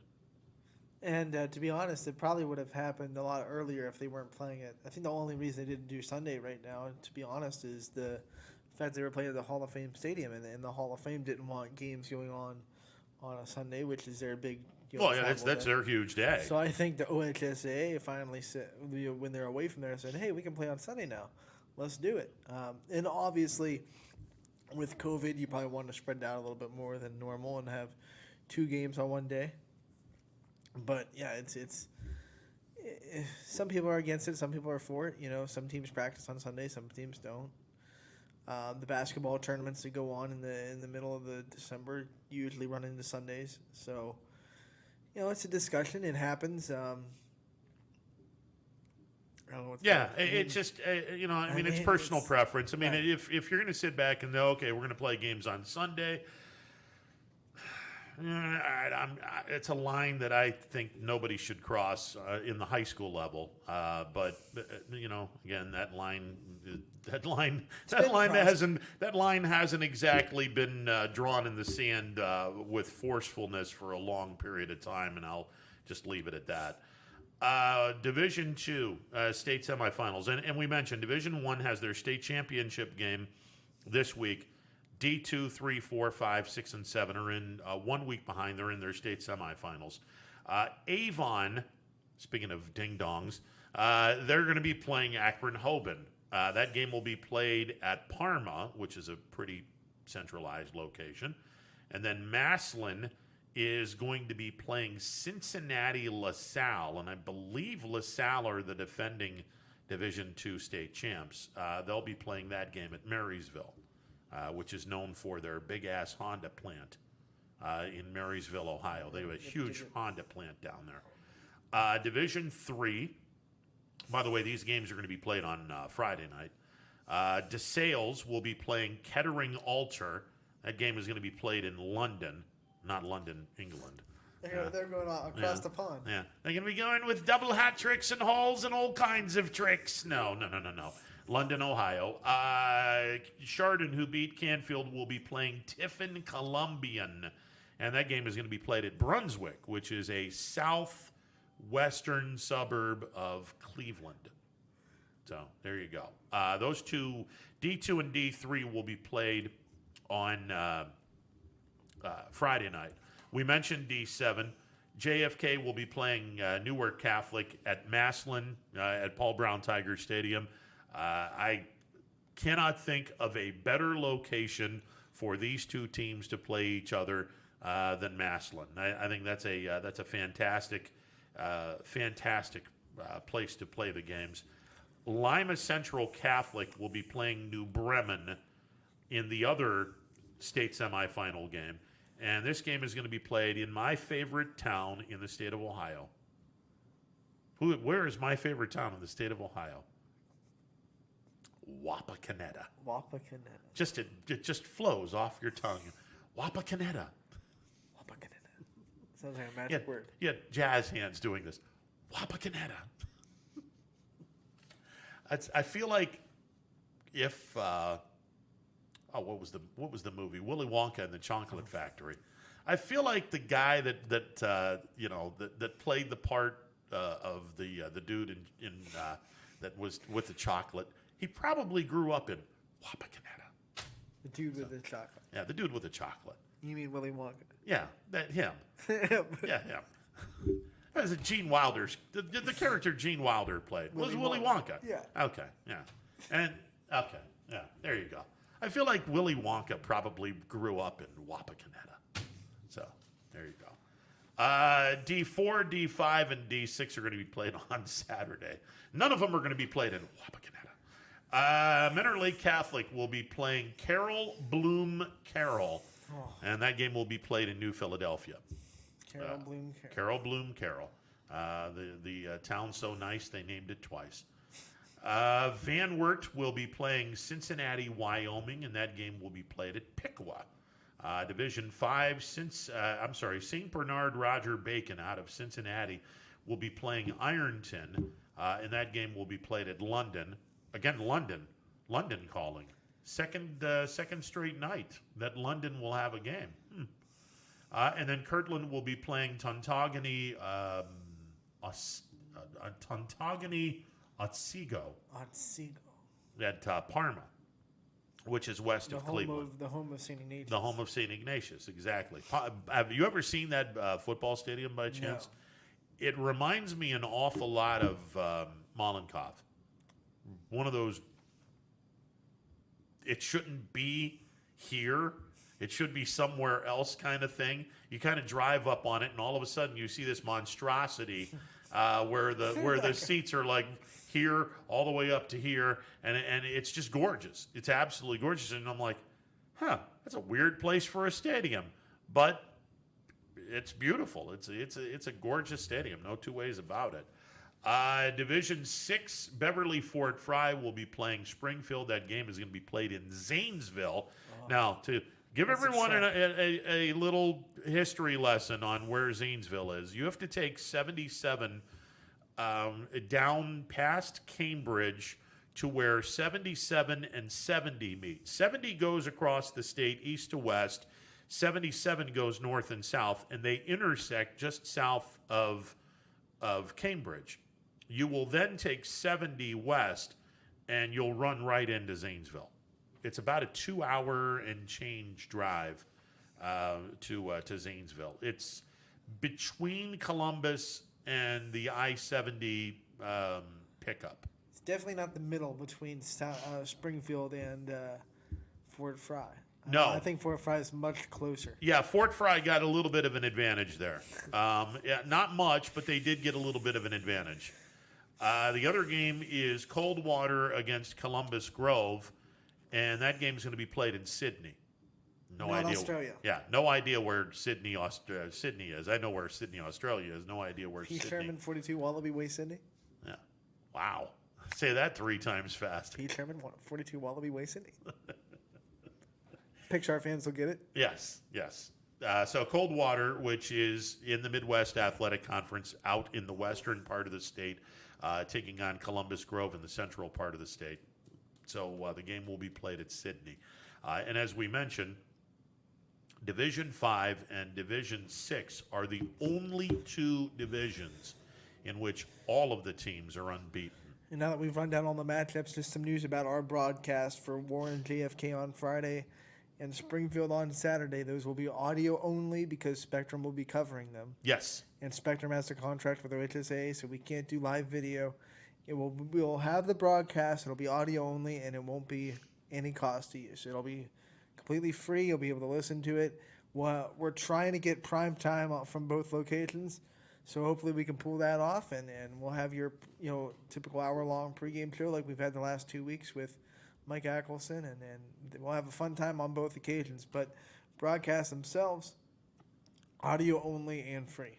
Now, here's the thing. If you happen to have Spectrum, congratulations. You're probably one of the 2 or 3% around here that do. But if you happen to have Spectrum, here's what you do. You turn on their video, you mute their audio, and there you go. You pump in YSN, exactly. You listen to our broadcast with their video. And hopefully you can sync it up of if you've got, let's say you have DirecTV, or you have a cable system where you can have a DVR and you can click pause if we happen to be behind, or if they're whatever, have it synced up to where the YSN broadcast and the video are in perfect harmony. They're cohesive. They're doing just marvelously well, and then you can listen to the broadcast while watching the video. And like I said, if you happen to have Spectrum, that's the direction you probably need to go, because our broadcasters sound better than theirs. Just saying. We're better than you. Yeah, we know it. Yeah, we're better than you. So there you go. And who wants to listen? I mean, and here's the thing. I mean, we're going to be homers. The fans of Warren, JFK, and Springfield, we're going to get super excited when they score. We're not going to do this whole neutral thing because these are our schools. Yeah. There's no reason to be super neutral because you're not playing anyone on YSN's Spectrum. So, I see what you did there. I see what you did there, Anthony. That's good. The other thing is, our guys are going to be smart enough to have information on both teams. So, nobody's going to know anything more about JFK and Springfield than our guys. And our guys are going to be smart enough to get information because, we'll provide everyone the information that all these guys need. So they will go on the air and sound great. And there you go. Who wants to listen to, a broadcast where you don't know if someone's going to know anything about their team, instead of listening to a game where, okay, we clearly know something about JFK and Springfield, and a little bit about it. Yeah, and we're clearly going to be prepared on the other end of this as well. So there you go. This is a no-brainer. If you have Spectrum, one of the 2 or 3% in the area that does. I really like it. Where is it? Trumbull County? I want to say there's some people in Trumbull County that have Spectrum. I don't know of anybody in Columbiana County that has it. I just don't understand. I don't understand the contract with a media source that doesn't wide range around the state. It just doesn't. It used to be on Sportstime Ohio, and pretty much everyone in the whole state of Ohio that had a cable network had STO. Yeah, and it made sense. Yeah, and if you had, or Fox. I will bring this up because I was out of state when, who was it, Mooney?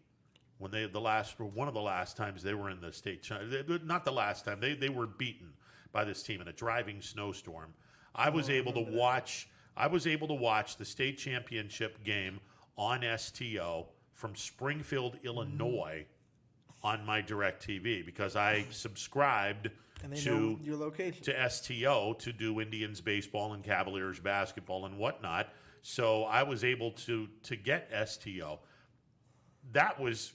I agree with you. That's a perfect marriage. I mean, that's Spectrum. As far as I know, Spectrum doesn't have streaming, so you can't go on Spectrum's site and pull up their feed. I don't think there's a way to do that because I've tried to get Spectrum.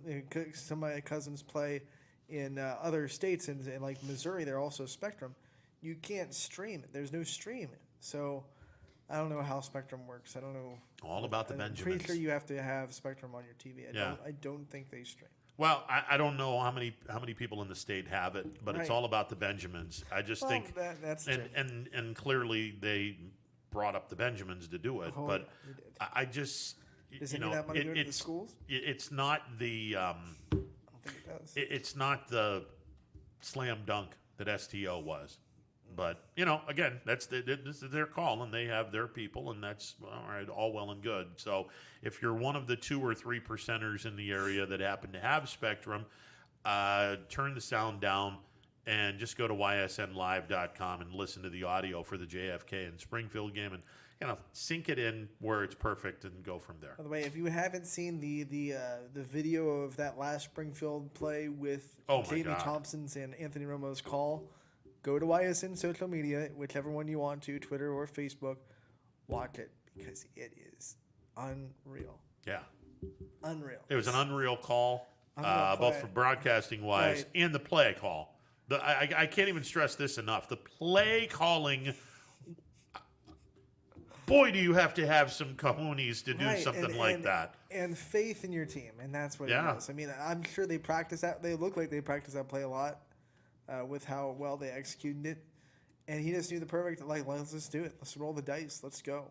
Yeah, I have faith in you guys to execute it, and they did. I mean, bringing Yema on a jet sweep action was brilliant because I think Newark was in man-to-man, and he got lost in the shuffle in the second reverse. The guy, I think he left Yema to deal with the other guy going to reverse, and then boom, wide open in the end zone. And as soon as he delivered the ball, he turned around and went right up the seam and to the end zone where he's wide open. One, the play itself is just wonderfully designed to get Yema wide open down the seam with that double reverse action. And then wonderfully executed by everyone on the Springfield's team. Yeah, that was just a great call. And again, a lot of things could have gone wrong. I mean, if they're dialing up a blitz, there's a 99% chance that Brungard is sacked. That play gets blown up. But that's another good thing. I mean, you look at Norway, I almost said Newark.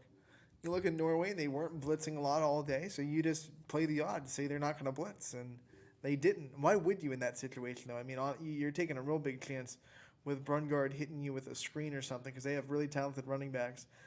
It would be a gamble to blitz for the defense. So I think it was smart to not blitz, but then, like I said, they just got lost in that double reverse action, and Yema went right down the sidelines untouched. 100 points combined between the two teams and over 1,000 yards of total offense combined between the two teams. It was impressive. Both teams, offensive-wise, very talented, and they put on a show. And one of the best playoff games I've seen one of our local teams in a long time, and it was hosted by Springfield. Like, that was on Springfield's field. Yeah.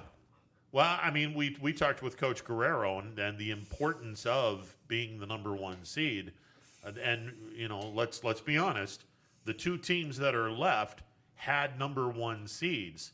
And that number one seed went a long way for both Warren JFK as well as Springfield. I wonder if they'll keep this where the high seed hosts all the way until the states, because it was just fun to have that caliber of a game on a home team's field. Yeah, it's kind of like it threw you back to some NFL playoffs where if you do the work and you earn a one seed and it's voted on by the coaches, so it's not just computer polls are mostly right, but it's also the coaches' respect to give you that one seed. Well, at least for this year, it was. You should be rewarded with home playoff games. Yeah, for this year it was coaches. In every other year, it was computer points. But it added a little bit of respect and a little bit more reason to give them that home field advantage, because not just the computer points said they were the best team.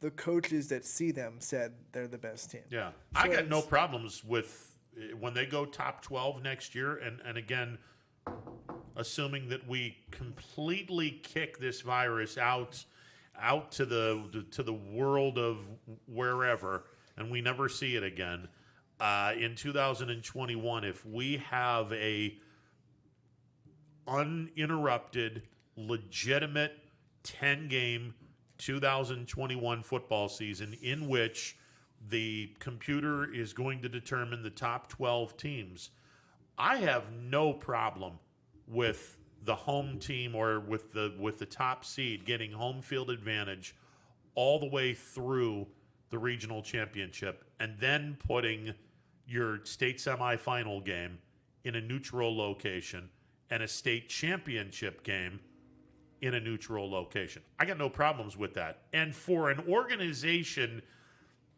and I'm going to be kind when I say this, for an organization that's been penny pinching for the last couple of years, trying to determine what we can do or whatnot, I think it makes perfect sense. Why not have the two best teams in the region have home field advantage through the semifinals. And then if these two teams play each other, the top seed has home field advantage in a regional championship game. Look, under normal circumstances, if we were playing COVID-free football right now, that place would have been rocking. That place would have been jam-packed, number one, and it would have been insane to with all those people. It would have been absolutely insane. And there's a pretty good chance, by the way, that the field would have been rushed just like Notre Dame did when they beat Clemson, which, by the way, bad luck. Yeah, kudos for you that had masks on, but that was a stupid idea. Don't ever do it again.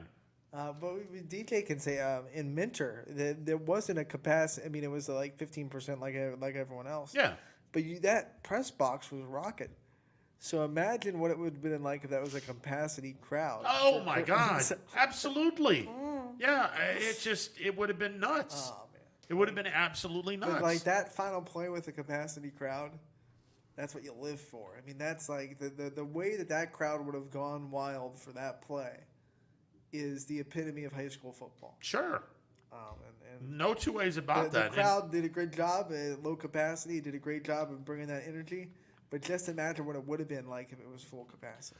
And I'm with you on this. I think that if we're going to tweak a few things with the state playoffs next year, and clearly they're moving the teams from 8 to 12. And by the way, I don't agree with going to 12 teams, but hey, it's in the state semi. Yeah, exactly. So it can happen. But it's another money grab, whatever. Minter Lake would have been the last team in. If it was a normal season, absolutely. Because 12 was starting this year, right? If 12 was, we would have. If top 12, you would have had, you had utter chaos. Well, the first 4 seeds in the format next year, and again, hopefully we have a COVID-free 2021 campaign. The top 4 seeds, according to the computer, will have a bye week. Right. Which, I mean, how many of the coaches have said we don't want to buy? Weeks were tough. You're getting one. If you're a top 4 team, you're getting one. 5 would play 12, 6 plays 11, 7 plays 10, 8 plays 9. Those games will be home games. This year, a lot of teams got that experience on how to handle a bye. Because in football, you didn't really do that. So That's true. So this year, some of the teams that might come back and be one of those top 4 teams got that. Okay, now we know how to handle a bye. We know what to do, what not to do, what works, what doesn't work, et cetera, et cetera. So this year might be a big experience point going into next year when you talk about teams getting a bye. That's true. That's true. Now, if I were a team that didn't want to bye, but I didn't want to play the number 1 seed, give me the 6th seed. Right. In a perfect world. In a perfect world, give me the 6th seed. I'll have a home game in week number 11. I'll play the 3 seed if it's chalk in week number 12. I'll play the 2 seed if it's chalk in week number 13. And then I'll play the 1 seed if it's chalk in week 14. Yeah, I'm fine with that. It's one extra game on your bodies. I mean, you wonder, because there were teams that handled the bye really well. Teams that didn't, teams that did. You talk about a team like let's say Mooney. Let's say it's flipped and Mooney gets the bye and Garfield had to play a game and then go to Mooney to play that game. I think Garfield would have lost in that situation. So, I mean, you don't know. It's a coin toss. Absolutely. One of those things. Sometimes the bye definitely helps. It definitely has its advantages. It also has its disadvantages. So it's just handling it. If you're a healthy team and you're playing really well, you don't want the last thing you want is a bye. Right. That's the last thing you want. Especially if the end of your schedule is like a really emotional game. Yeah. Like if a rivalry game. Yeah. You definitely don't want that bye because it loses all your momentum. Absolutely. Now, if you're a banged up team, then that bye couldn't come at a faster time, couldn't come at a better time. But it just. And here's remember, without COVID, coaches will be allowed to have a little more scrimmages and try to get more game action on their bye week if there's no COVID-19 that they weren't really able to do this year. So there might be other things they can do to try to handle that bye a little bit better than they were able to do this year when they really couldn't do much of anything. Here's the other thing, and I just wonder, does the OHSAA have another shoe to drop on this announcement? Because, let's be honest, if you're going to go a 10-game regular season, now your state champion or state runner-up will be playing 16 games instead of 15. 15 for the last 22 years has been the benchmark. That's 15 games. Actually, Wouldn't you 21. play 15 if you have a bye? So if you have a bye and you win state, then you have 15. Well, it depends. If you're not in the top 4 and you win a state championship, you're playing 16 games. And if you're in the top 4, you're playing 15. And they're banking on a high they're banking on that. But is there a point where the OHSAA could look at this and say, okay, we're not going to start the regular season 1 week early because kids aren't in school at that point, and we don't want to play the first 2 games of the season while the kids aren't in school, and we're not going to have football bleed into basketball another extra week. So we're going to tell everyone you're only playing 9 games in the regular season. Is that announcement something that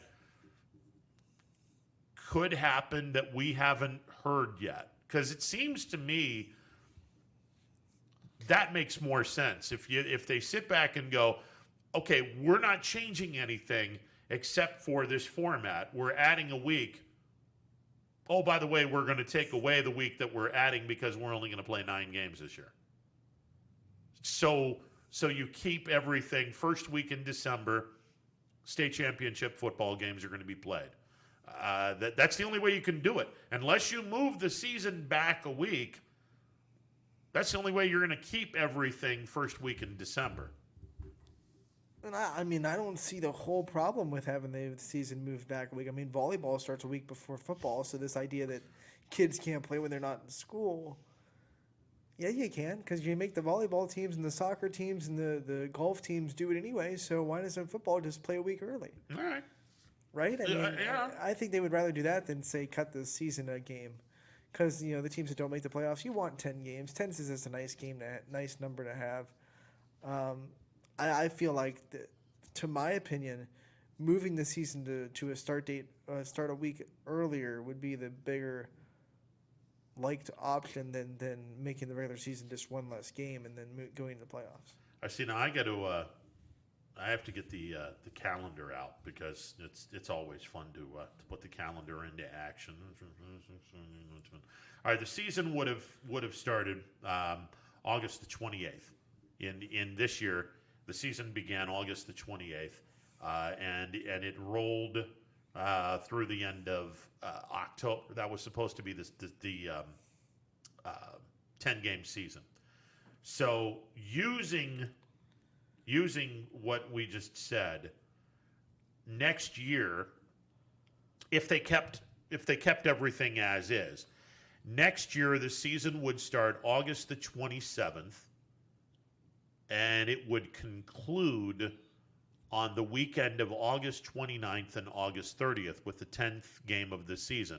6 weeks of the playoffs, and they're ending the weekend of December 10th and 11th, which is 2 weeks or 3 weekends into basketball season, because basketball is supposed to start on Black Friday, the night after Thanksgiving, which some teams play that night, some teams play Saturday night, 2 days after Thanksgiving. So if they move this back to August 20th, then you would have the season come to an end the weekend of August 22nd and 23rd, and the playoffs would start the weekend of Halloween weekend, August 29th and 30th. Halloween falls on a Sunday this year, and the playoffs would be done December 3rd and 4th. So if you move the season back to August 20th instead of 27th, I'm okay with that. I think that makes sense. I mean, I'm just all the other athletes are going to be starting anyway, so there's no really validation to me saying that football players can't start because they're not in school, because all your other athletes are playing anyway. So I feel like there's no, if you're gonna you're going to expand, then you obviously can't go any further into December. That's off the table. Yeah. So your options are either cut the regular season a game or start it a week early. And I feel like more coaches around the area would like 10 games no matter what. So you start a week early. Okay, now here's the other thing. Well, obviously, everyone loves doing the two-a-days, and then you get into the preseason. So two-a-days normally start the first Monday in August. In August 2021, the first two-a-day would then start August the 2nd, day before my birthday, by the way. Just throwing it out there. No, nobody needs to give me presents. I'm just saying it's the day before my birthday. Should be a national holiday, but neither here nor there. I'm only joking with all this stuff. So August 2nd would be the start of two-a-days. That is coming up on the weekend of 2 weekends before the start of the season. Do you automatically go from two-a-day start on August the 2nd to playing a scrimmage on the 6th and 7th, or do you move two-a-days back to late July, which would be July 26th, and then you play your first scrimmage the weekend of August 6th and 7th, second scrimmage the weekend of 13th and 14th, open the season up on August the 20th? I feel like the OHSA could say, hey, you're allowed to do stuff on that last week of July, and then the teams could make that decision themselves on whether or not they want to start scrimmages, or if they want to start 2 days back, or if they want to start 2 days on the normal time. And yeah. Whatever works best for your program. I mean, this is going to be fascinating stuff, and we'll see what the OHSAA does with this. Let's get to the phone lines. You're on the MP Vivo Heating and Air Conditioning Hotline. What's going on? How you guys doing today? Emmanuel, doing well. Yourself? Well, I'm sitting there listening, and a shout out to South Range, and a shout out to Ursuline, and a big shout out to Springfield. Because sometimes you have to be reminded of who you are, and then sometimes you got to show people who you are. But I want to discuss the football season and far as the seeding and high school football. I totally disagree with you on the higher seeded team hosting all the way through. I just totally disagree with you, and I believe, now I could be wrong, I believe if McDonald would have played on an artificial turf, it would have been a different game. A lot, especially in your smaller schools, a lot of those fields, they're multi-purpose fields and they're grass and they are beat up. And I don't think you should play a big-time football game on a beat-up field. What do you think about that? Well, there's a good point to that. You give the teams the option. I mean, Kirtland could have hosted. They had the option to, and they decided they would rather play in Minter, and that was their thing. So you leave it up to the teams. I mean, McDonald, they didn't host when they lost. They went to Lucas to play. But his point is a valid one, because that track was disgusting. It was muddy. It was a really bad track, and on artificial turf, maybe McDonald does beat Lucas. Both teams play on it, though. So That's true. It's one of those things like Lucas earned that advantage because they're the 2 seed and because they put in the work. So if your slight advantage is you're playing on natural grass, by the way, McDonald plays on natural grass all year. That's their home. So I don't know. I mean, they should have been used to natural grass. When they went deep in the playoffs, they played on artificial turf. What I'm saying to you is this: I don't see a team that has the option of playing a playoff game at home, and I don't care how bad the field is. If Ohio High School Athletic Association does come in and tell them to move that game, they're going to stay there for the concessions, for the parking, and for the ticket sales. I just believe that you should play on an artificial turf and make everything as even as possible. So that's just my opinion on that. And the second thing is, hang on a second, because Kirtland did move. They said, hey, we'll move to Mentor. That's no big deal. So it's not like teams decided that they weren't going to move. Some teams did decide to move away from their home field to go to a bigger venue. Well, I understand that, Ron, but we've been talking for a long time. Nothing is 100%. Nothing is absolute. Well, of course but the majority of people are going to play at home. And I don't think we're going to go as far as 10 games. I don't think we're going to go as far as PA and Schedule 8 games. I see we can play 9 games. And if you're not one of the 12 that make the playoffs, do like they did this year. Just schedule that 10th game. I see nothing wrong with nine games. Nothing, because some teams play 9 games now.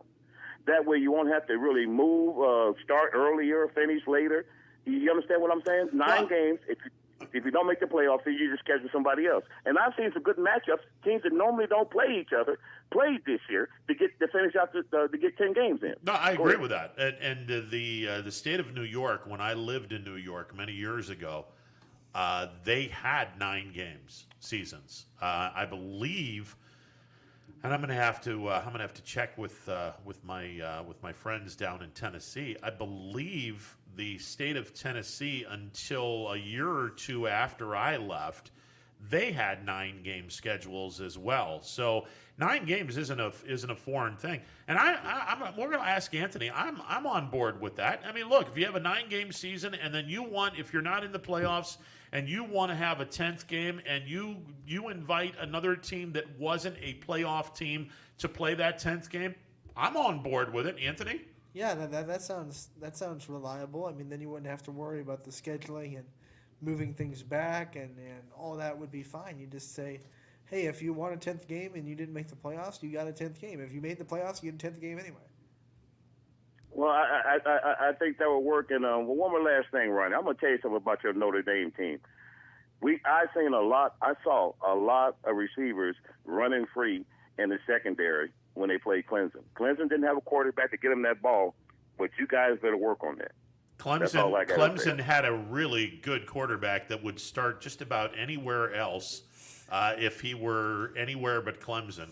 Just about anywhere else. There's a few schools that he wouldn't start for, but I mean, the dude threw for over 400 yards. He's not half the quarterback. He's not half the quarterback he replaced. So you're telling me that Lawrence would have thrown for 800 on Saturday night against Notre Dame?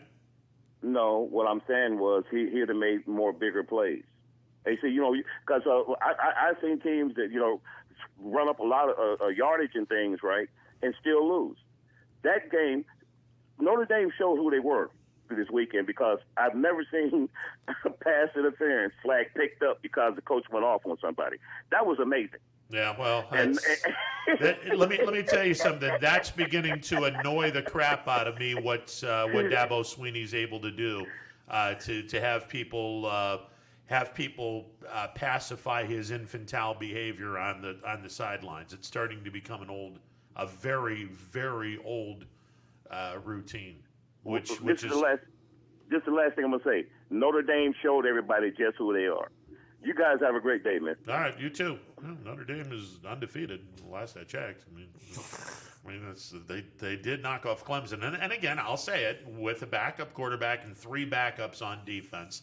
I'm not celebrating Notre Dame's victory over Clemson because you are a little bit. You're buffing your chest a little bit. I see it.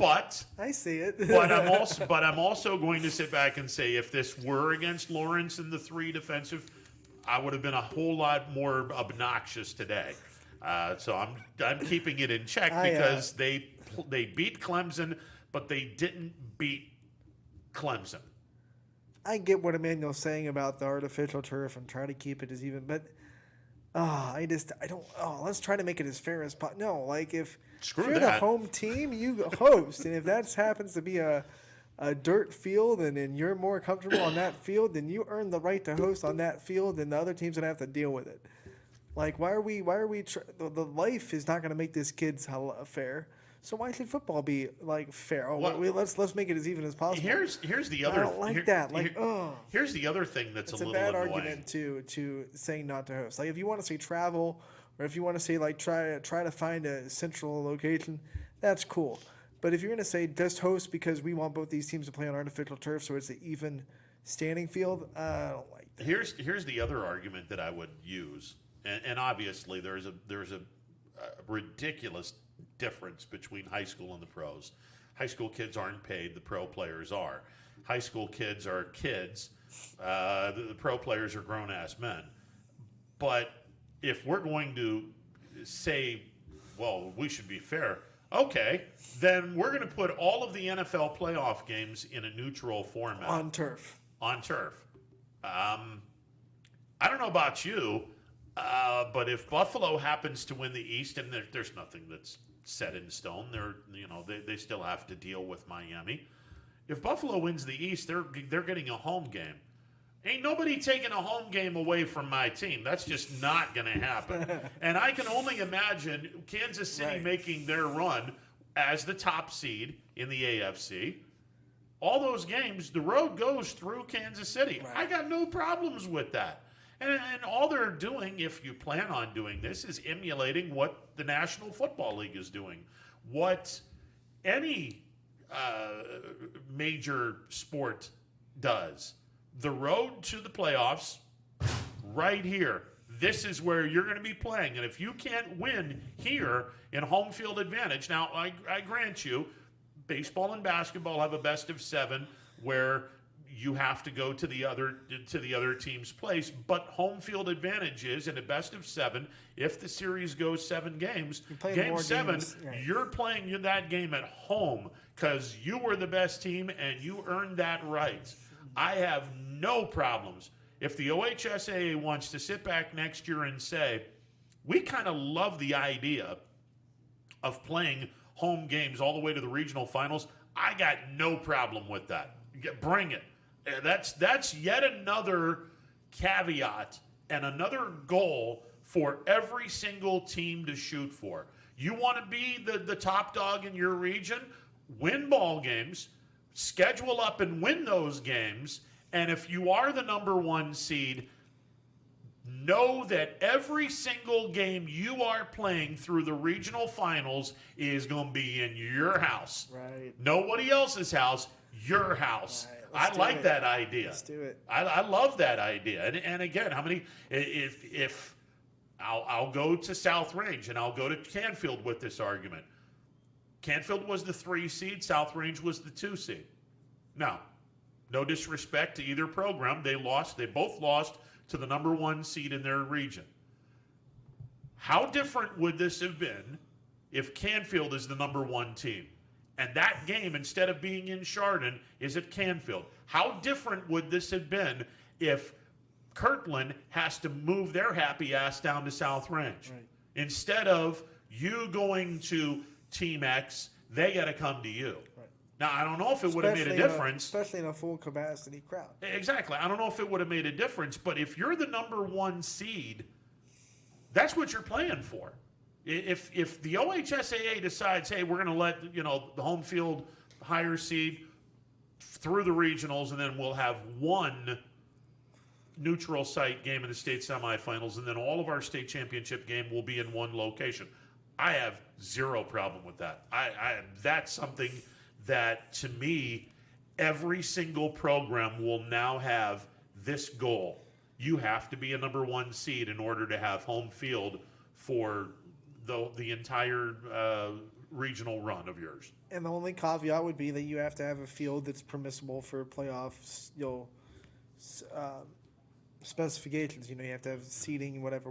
Sure. So, I mean, there aren't a lot of teams in the area or in the state, I imagine, that are good enough to be a 1 seed that also don't have those requirements. But, that would be the only thing you'd run into, in my opinion, that would cause you to say we can't be a host. Well, and how many teams do we have now? 45. 23 of those teams in our 3-county area, 45 high schools, 23 of the 25 now have turf. And counting. And the ones that don't have nice stadiums. It's not turf, but it's a nice, like Springfield can host a playoff game at full capacity. It's a grass field, but it's got plenty of seating and plenty of all the specifications for a playoff game. Now the other thing, and we might as well jump on this while we're doing this. Obviously, 20 years ago, when people started the idea of thinking, hey, turf isn't really that bad of an idea. Now soccer has exploded, and some of the other sports that you use this multifaceted thing on your field instead of natural grass. The argument now is, how many teams are going to jump to turf and save money? Now, it's going to cost money up front, but you're going to be saving all the money that you're spending up front with well, we're not going to have to mow it because it doesn't grow. We're not going to have to worry about it being destroyed because you can have soccer games. The band can practice on that. The football team can practice on that. And it's going to come a point in time where all 45 schools at some point in time are going to jump on board and get the turf. I'm just curious as to how many years is it going to take for all of these schools to figure it out that the turf is probably the best way to go. It's probably far down the future to say 45 out of 45, but I think, every couple of years we might see a couple dominoes drop. Well, McDonald is dropping next year. McDonald, boom, there's one. Yeah. Crestview just joined the party. Crestview joined the party last year. Howland joined the party. Liberty's got a heck of a field. Oh, my God, Liberty's field is gorgeous. Wow. That turf is just absolutely beautiful. I nailed it. I'd love to see my alma mater get turf. I think turf at Leetonia would be phenomenal. Better be blue. Well, yeah. I mean, that's what I would do is dark blue. Just have a dark, not that like ocean blue like crap. The night sky. Oh yeah, I want dark blue. I want a dark blue turf. The hell with the green stuff. Give me the dark blue. White end zones with the blue. Yeah, absolutely. And you got the iconic bear. The white bear in the midfield. That looks. Yeah, the iconic bear in midfield, and you got the. I would love to see that. Now it costs money. We do have a couple of people that live in Leetonia that might be able to, just saying.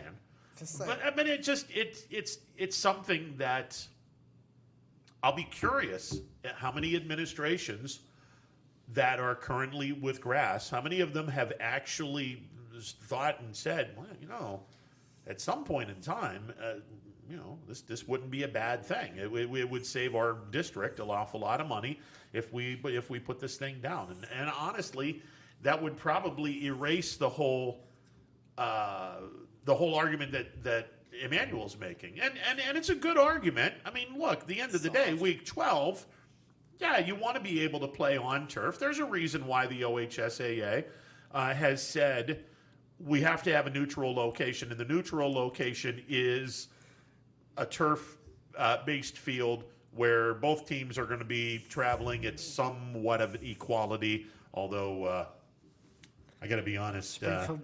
Springfield got a little hosed in the equality issue on Division 6. I'm just saying they got a little hosed, but that's it is what it is. I'll give them a pass this year because it's going to be hard to find neutral sites this year at COVID-19. But everyone gets one pass. So I should say. Well, I mean, look, through the years there have been some very interesting. Oh yes. Yeah, there have been some really interesting. Neutral sites where one team has to go about 100 and some odd miles and the other team has to go 20. Right. And that's not neutral, but neither here nor there. But look, I mean, would it have made a difference? Yeah, I don't know if Canfield would have beaten Chardon if the game's at Canfield. I don't know if South Range would have beaten Kirtland if the game is at South Range, but it would have been a far less journey for both of them. They stayed home. There is something to be said about home field advantage. I mean, hell, Springfield and JFK were the top seeds, and they're in the state semifinals. There's no coincidence with that. And speaking of Springfield, they might be a team. I don't know what the state of Springfield is, but they might be a team. Back-to-back state runs. They might be thinking about turf. I would hope. Right? I mean, I would hope. I mean, that's a booming school district. By the way, if they do, I want them to go like the Bengals end zone with the tiger stripes in it. That looks sick. There you go. Let's do that. Yeah. Let's get the tiger stripes end zone. That would look good. That would look really good. But no, I think that if you're talking about a school district that's starting to boom in terms of people are starting to move into that district, Springfield is becoming one of those districts. They're not going to stay Division 6 very much longer. I don't think so. Yeah, I think they're going to be a healthy Division 5 before it's all said and done. We'll see. I mean, honestly, I think that as we tie up the story with the OHSAA, what they decide in 2021 is going to be very entertaining. Do you start the season a week early and have a 10-week season? Do you start the season August 27th and have a 9-week season, and then the teams that aren't in the playoffs? I like that idea. I actually love that idea. Because with 12 teams, if you can't, if it's a question on who the best 12 teams are after 9 games, then that shouldn't happen. And then, if you want 10 games, you can get 10 games. Yeah. Everyone's going to get 10 games. If you don't make the playoffs, you have the opportunity to schedule a 10th game. And if you're in the playoffs, you get a 10th game. Yeah. It's just the scheduling that you don't make everyone play 10 games and then the playoffs. Now, the idea of who are we going to play on, and let me flip through here real quick. Who are we going to play on August 29th or August 30th? Well, again, this is where the athletic director is going to be paid the big bucks. Let's say in a 9-game schedule, you have 5 home games and 4 road games. Well, now you're going to be wanting to play that 10th game. You'd want to play it at home, but you've already played 5 games at home. Let me backtrack. If you're a team that has played 9 games and you've had 4 home games and 5 road games, that last game, if you're not in the playoffs, you want to be a home game. Make no two ways about that. That should be a home game because that'll even it at 5-5. So you're probably going to want us to look at a team that has played 9 games and has played 5 of them at home. Now, does that kind of shrink your gene pool a little bit? Perhaps slightly. It's just, from that perspective, I can see where there could be some confusion and could be some difficulties. But by and large, if you play 9 games and you're not in the playoffs and you want to play that 10th game on the first weekend of the playoffs, I mean, it wouldn't be the first time. Look, I mean, how many weeks of the playoffs have we had with regular season games being played? I mean, it's. We had regular season games last night. This was the last week. So. We had regular season games played this past weekend. So, I mean, it's. By the way, United Salem was a heck of a game. Yeah, heck of a game. Yeah, it was. It was. Wasn't exactly refereed that well, but it was heck of a game. Yeah, definitely was. Crestview knocked off Brookfield in impressive fashion. I wanted to see how Crestview was going to respond to having to play after getting knocked out of the playoffs. But if you can't get up for Brookfield, then Well, the kids. I think the kids realized, hey, we're playing for a great tier. It's Brookfield, the team that's been giving them trouble for years. The whole knock on Crestview was, well, you can't beat Brookfield. Well, they beat them up. Yeah, mission accomplished. They got that done. They took out all their frustrations from that South Range game, and they laid them all on Brookfield. And Coach Cusigan said that it took a couple of days for the kids to get over them losing to South Range. By Wednesday, okay, we're ready to play for Friday night against Brookfield. Yeah, they did. It showed up. I would have liked to have seen my Bears play Columbiana since they didn't play this year, but unfortunately that didn't happen. Hopefully they play next year. That would be nice. But other than that, hey. So the EOAC, it ended. The Bears are on top, right? No, actually, is it the Bears and United? Well, here's what happened. I know Southern couldn't play because of the COVID stuff. Yeah, here's what happened. Because Southern didn't play their last game, and for whatever reason, Leetonia and Columbiana didn't play. They said that the league would be shared between United, Southern, and Leetonia, even though United played their last ITCL opponent. That EOAC. Yeah, or the EOAC. I'm sorry. Back up. Ron just hopped in his DeLorean real quick. No kidding. Yeah, no Great kidding. Scott. Where the hell are we? No, because the EOAC schedule was not finished, they reverted back to the last week of the quote regular season, and so it's a three-way tie. Still a three-way tie. It's a three-way tie for the title, even though United played their remaining team in the EOAC, and Leetonia and Columbiana clearly didn't play their game, which it is what it is. All right, 330-886-0813, MP Vivo Heating and Air Conditioning Hotline. Open for business. We'll take a timeout and be back with more. Stick around. Hi, this is Tommy Clem, owner of WRS Insurance Solutions, reminding you that it is open enrollment for Medicare. Now through December 7th, those who qualify can visit our local independent agency by calling us at 330-953-3722 or visiting us at wrsinsurancesolutions.com to learn more. Good luck to all the student athletes in the Valley. Attention all football fans. If you can't see your team play, come and dine with us and watch it live at Boardman, Canfield, or Cortland. Or staying at home, we'll deliver right to your door. That's Coca's Pizza. We serve it hot. 2020 will be a season like we've never seen before, but 21 Sports and YSN will be there for every key moment. The plays, the players, and the stories that will headline this season. Delivered by 21 Sports and YSN. Planning a project around your home or rental property? Trust the electrical service to the local experts with 62 years of serving the Mahoning Valley. Joe Dickey Electric is your local go-to source for responsive, reliable residential electrical work. From everyday maintenance and repairs to new installations, electrical upgrades, and safety inspections, no job is too big or too small. Call Joe Dickey Electric today, 800-549-3976, or visit DickeyElectric.com. That's DickeyElectric.com. Myers Family Insurance knows the importance of a great team. Our team continues to grow to help you with your Medicare and retirement needs. The annual election period is here, so it's all hands on deck to make sure your plan still meets your needs for 2020. Call us today. You may find yourself in some difficulty this winter. Don't get whacked by high heating bills. Call Michael at MP Vivo Heating and Air Conditioning. Michael is a trusted friend who will be able to help you with many things, like getting a 95% high-efficiency furnace this winter from Rude. Michael relies on Rude, so should you. Call MP Vivo Heating and Air Conditioning for a free estimate, 330-259-0486, and take care of your heating and air situation. I went to Greenwood Chevrolet because I was really interested in looking at the tracks. Because I wanted my dream truck. Because I've been going there for 20 years. I'm really happy that I went to Greenwood Chevrolet. Because they really went the extra mile for me. Now we're going the extra mile for you, only at Greenwood Chevrolet.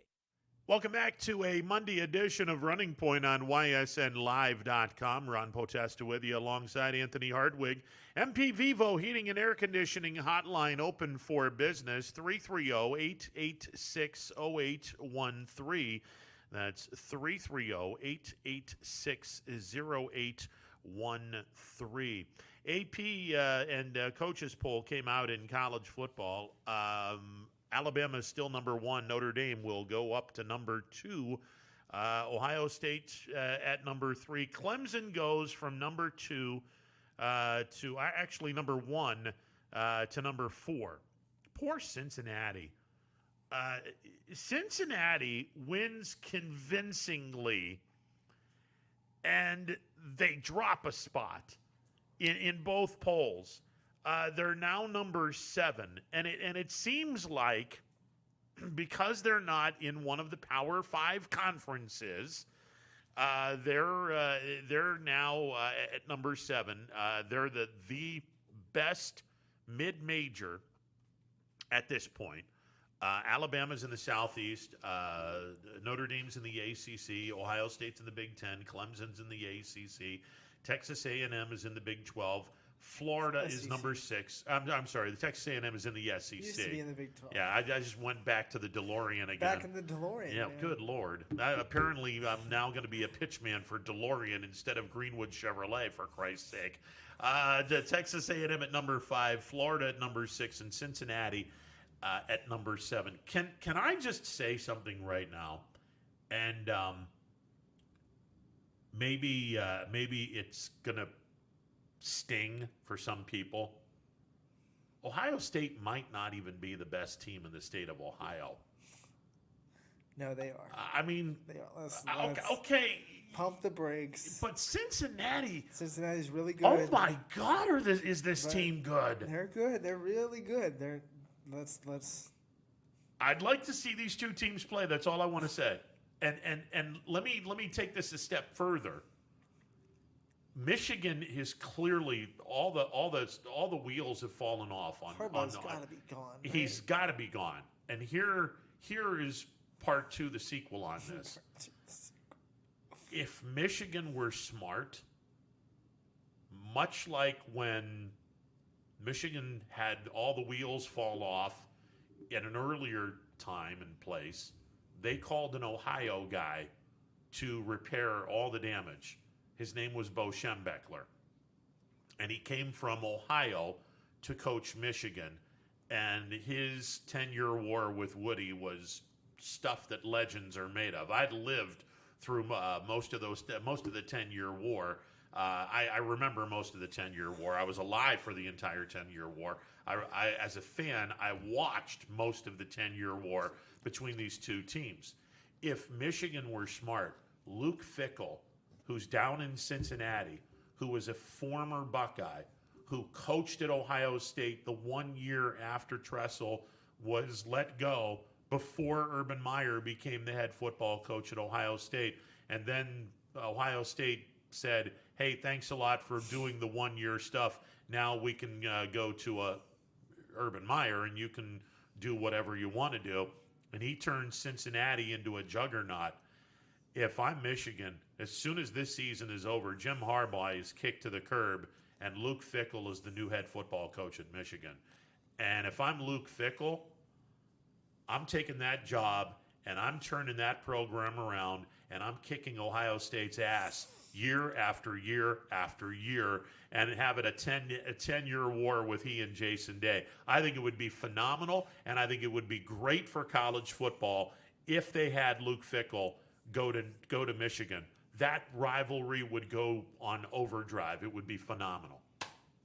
I said what I said. I said what I said. I would love to see Ohio State and Cincinnati right now, because Lord knows Ohio State's not getting any competition from the crappy conference they're in right now. I mean, you might as well play Cincinnati. Let's see what you got. I'm not convinced that Cincinnati can't beat Ohio State. Oh, I'm not convinced of it. I'm sorry. I'm probably going to be wrong on that, but I'm not convinced of it. I'm just not. I'm not convinced of it at all. I would love to see Cincinnati and Ohio State we play. had a little 6-game playoff. We might be able to see that, but we don't. So well, like we all know, it's probably going to be Ohio State, Clemson, Alabama, and then a random fourth team. Isn't it interesting that everyone's saying Clemson, but weren't they the team that got beat Saturday? I mean, granted, okay, without Lawrence, without the defense, okay, whatever. Double OT. Yeah, no, and Notre Dame should have beaten them in the regulation. But here's the one thing that I think people need to be aware of. This is where, and again, I don't think this is going to happen. I don't think this is going to happen. Clemson's going to win out. There is one game that I think they might have a hard time winning, and that's down at Hokie Country, down in Virginia Tech. That might be an interesting affair, especially if Virginia Tech only has 2 losses, because, again, what happens if Clemson loses and they don't even get to the ACC title game? What happens if Clemson loses, period? You're not taking a 2-loss team, even if they do win the ACC, into the Final Four. That's not happening. So the one loss that Clemson got, they can't afford another loss. They lose another game, forget about going to the playoffs. You might even have to forget about going to your conference championship game. That's why I think this win by Notre Dame on Saturday was needed far more in Notre Dame's case than Clemson's case. Because I think Clemson will run through the rest of the ACC. But if they were to be upset by a Pitt or a Virginia Tech, out the door. And then what do you have? Whole lot of nothing. Exactly. Yeah, Notre Dame is your ACC champion. That's what you have. But yeah, it'll be interesting. And the other thing, and again, I hate to say this, Alabama's not a guarantee. Did anyone see what Florida did to Georgia on Saturday? I did. Oh my God. I just looked at that and I was like, wait a second. This is a team that you're not supposed to score points on, and Georgia or Florida just kept going. Okay. Mm-hmm. Yeah, I'm not convinced that Alabama can beat Florida. on a neutral field in an SEC title game? I'm not convinced of it. I mean, look, I'm convinced Ohio State's the best team in the Big Ten because the Big Ten sucks. Insane. I mean, that's just. But Ohio State, they have a long, sad history of stubbing their toe against somebody they shouldn't in the Big Ten. That's true. Whether it be Iowa or Purdue or Michigan State, like there's going to be someone in that schedule, I guarantee, that at least gives them a game. I don't know where it's going to come from because it's usually out of nowhere. But there's always that one team in the Big Ten that ends up either beating Ohio State or getting a lot closer than they should. Ohio State is going to Maryland this weekend. And while people can sit back and say, oh, my God, well, who's Maryland? Maryland just beat the absolute dog crap out of Penn State last week. How about Indiana this year? And Indiana's another team. Indiana could be a team that gives Ohio State a game. Indiana gave, they gave Michigan the beating of their life, which I kind of thought was hilarious. And Indiana is now a top 10 team.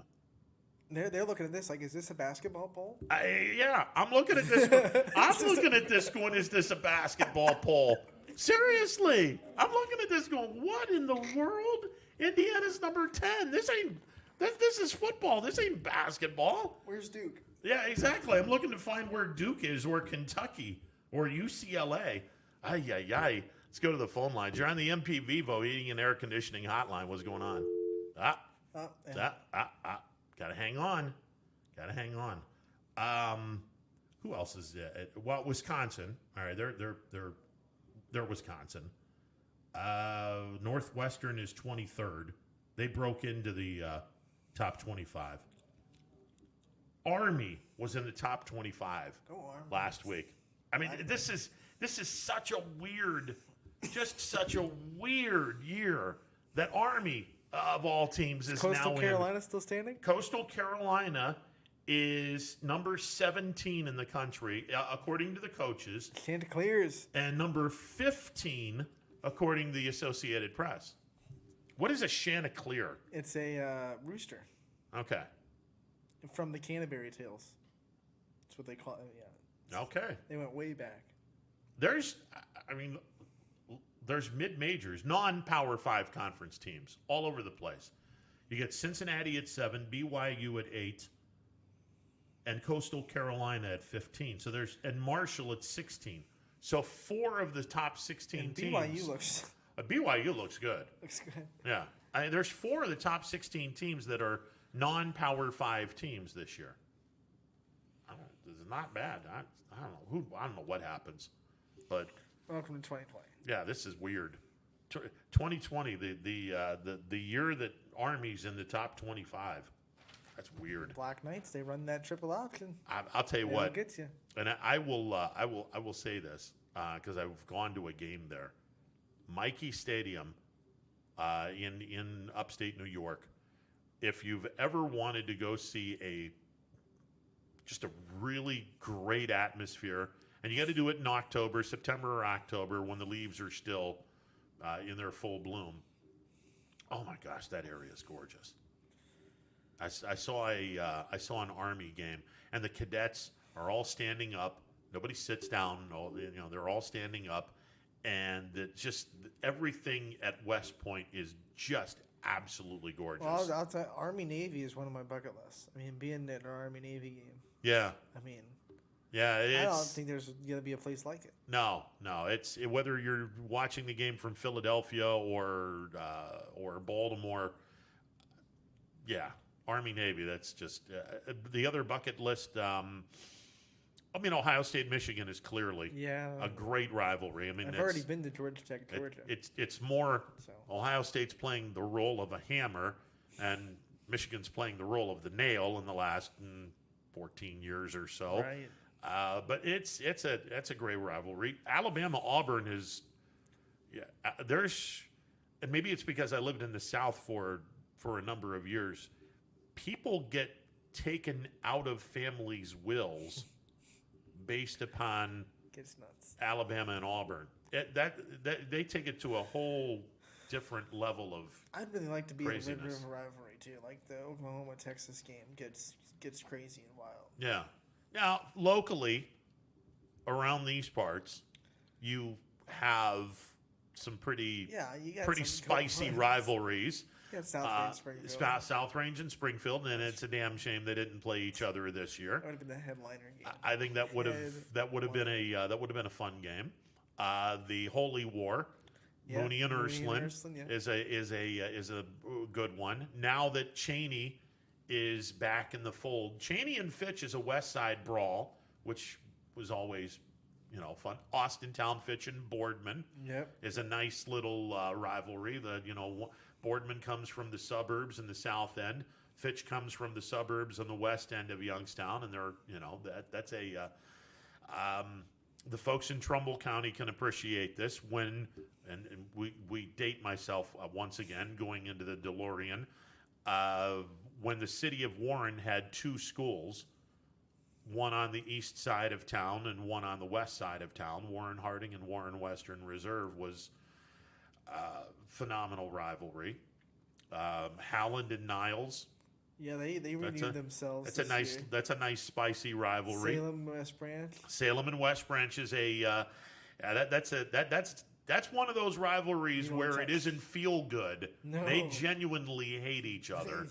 Yeah, that's not a feel good kind of thing. Leetonia Lisbon is a fun rivalry. Leetonia Columbiana when they play is a nice rivalry. But the Battle of 224, Poland Canfield. That one's spicy.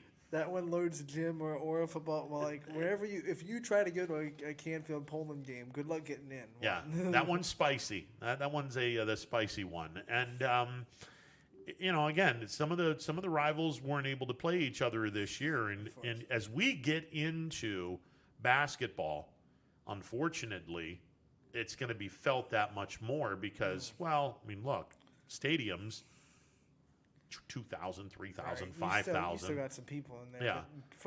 Basketball, you can only have 300 max. Yeah. Gymnasiums are 15% of the number or 300, whichever comes first.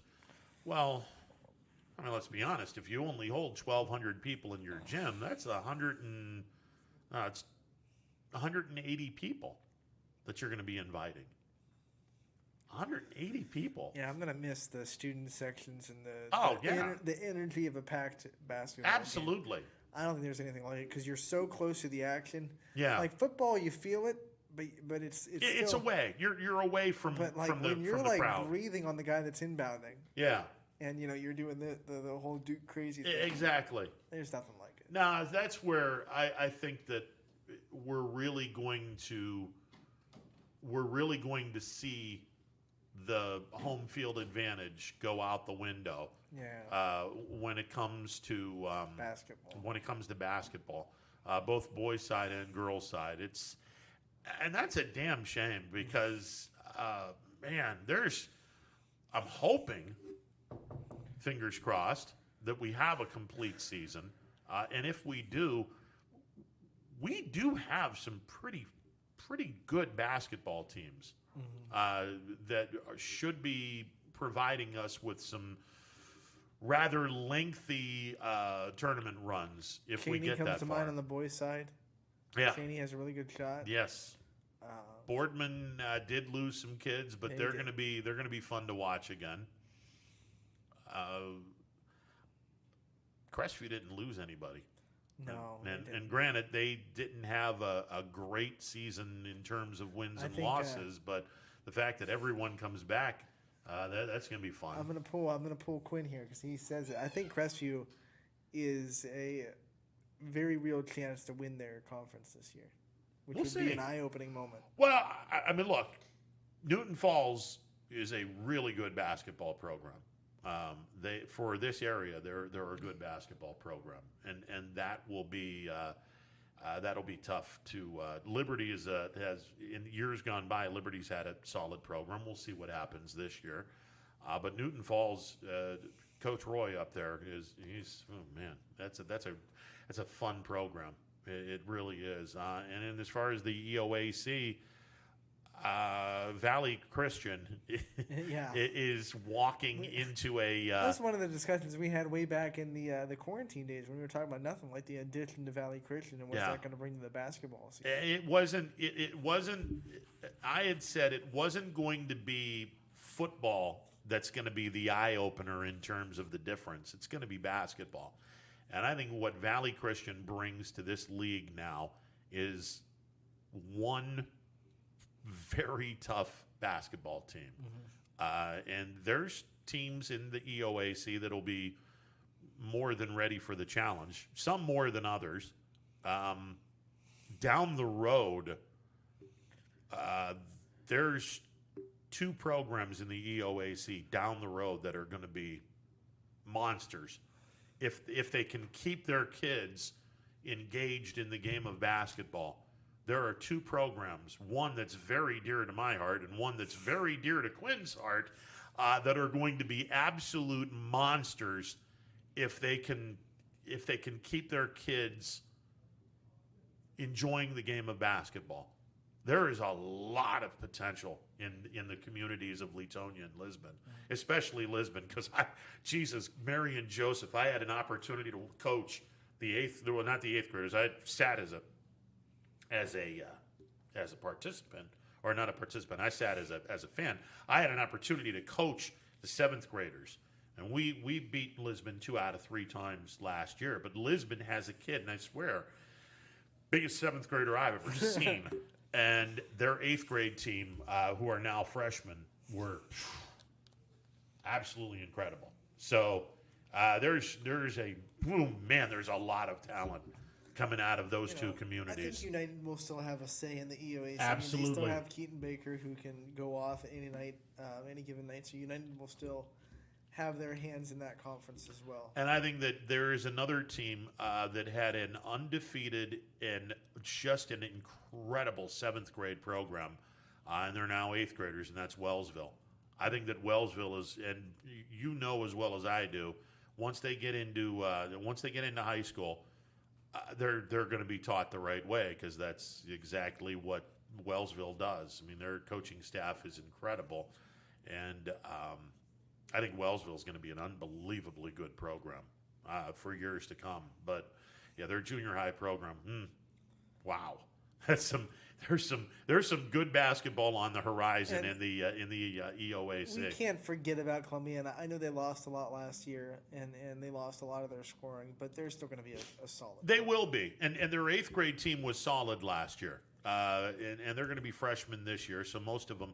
And again, the whole thing is you have to keep your kids, the kids that played really well in junior high, you have to keep them to where they go out for basketball once they get into high school. I'm interested to see how many freshmen have immediate impacts without a summer camp.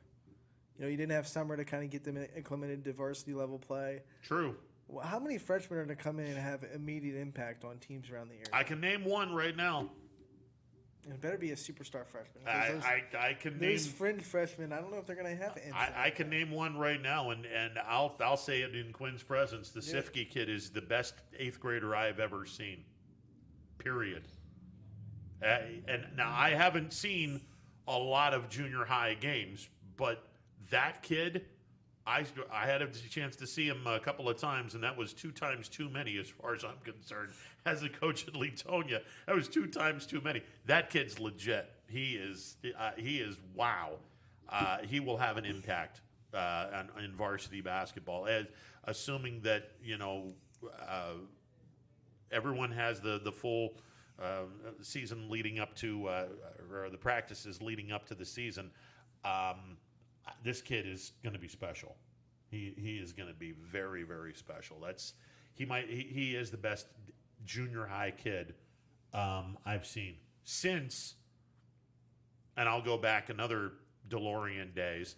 Another Lisbon kid, Herb Seidner, graduated in '82, might have been the best player I've ever seen at Lisbon until just recently. He might have been the best basketball player I'd seen coming out of Lisbon. So that's a really good basketball program on the horizon. It really is. Coach Chris has to be excited, really excited for those kids. Does he ever get excited about anything? Well, yeah. Well, Coach Quinn's going to be incredibly excited, but Coach Chris, Coach Huxold in Lisbon, he has to be mentally dancing in the street because he's got an unbelievable amount of talent coming into that small village. He does, yeah. Yeah. I can see that. And Lisbon had their kind of couple-year run a couple years ago where they were really good. Oh, yeah, yeah. And they're still that. talking about the talent that came through that town. What did they have? 3 kids the same year that all went over 1,000 points, which is just 4. I beg your pardon, 4. And that's absolutely unheard of. Right. To have 4 kids go over 1,000 points, that's you don't see stuff like that. But all those kids played when they were freshmen. They weren't immediately put in the starting lineup, but they were all on the varsity team. And as the season wore on, they were all immediately on the varsity starting lineup. So it was a very talented team. Hopefully, this Lisbon crop has a better outcome in terms of tournament play, but that remains to be seen. But no, there is some damn good basketball that's going to be played. And I made this point when I came back home, I want to say 7 years ago. I went to a basketball game, and I looked around and I was like, what the hell am I seeing? And they're like, well, this is basketball. I said, no, it isn't. This isn't basketball. This is garbage. I don't know what this is, but this is garbage. And we have come to a really good place where I think that in recent times, we weren't very good once we got out of districts. I think that stuff is about to change pretty quickly. I think that we have some teams now that, and it's been proven the last couple of years how well the area has played against out-of-town teams in the districts. And we didn't get the full Monty in the regionals because our season was cut short. I think that it won't be very much longer before we have a team that ultimately goes to the Final Four. I think that we are on the horizon of a really good stretch of basketball in this area, and I'm looking forward to it. I'm really looking forward to it because there's athletes galore around here. Speaking of Final Four, we have two Final Four teams this weekend. And once again, just want to reiterate, YSN will be there for the broadcast. It'll be audio only because of the Spectrum contract with OHSAA. But because it'll be audio only, it is also free. So go on there, check us out, and make sure you tune in because those are going to be 2 very fun games and very fun atmospheres. In the grand spectrum of things, it sucks that we don't have audio or video, but we do have the audio. And as we've said, if you're one of the 2 or 3 percenters that actually has Spectrum in the area, kindly go to the game, turn the sound down, get on your computer or your laptop or your whatever device, and go to ysnlive.com and then turn up the volume. And you can watch the game while listening to our guys and go from there. No one does it like us. Exactly. But this is so true. And again, it's JFK, Springfield. You're 2 wins away from a state championship. And let's see if we can get a team into the state finals for a 3rd year in a row. Let's do it. That would be nice. That would be real nice. And let's get a championship this time. Yeah. Let's go. I'm kind of getting tired of telling everyone, well, the last public title to be won was Poland back in '99. No. All right, I'm tired of that. We're changing that. Yeah, let's change that to 2020, please. Springfield's 2 wins away from doing that. And JFK's 2 wins away from winning their first championship since 2016 and their 2nd title, if you want to really look at things interesting. 2nd title in 5 years. And it's doable. That's how you build the program. Absolutely. You go from a football team to a program. You win a 2nd title in 5 years, you're no longer a football team. Now you're a program. There's a big difference between the two, and that's JFK and Springfield have an opportunity to do that. And the run that Springfield, both teams are on an unbelievable run, but the fact that Springfield is a win away from going to their second consecutive state championship game. That's impressive. Their only loss in that span is that state championship game. Yeah, to Anna.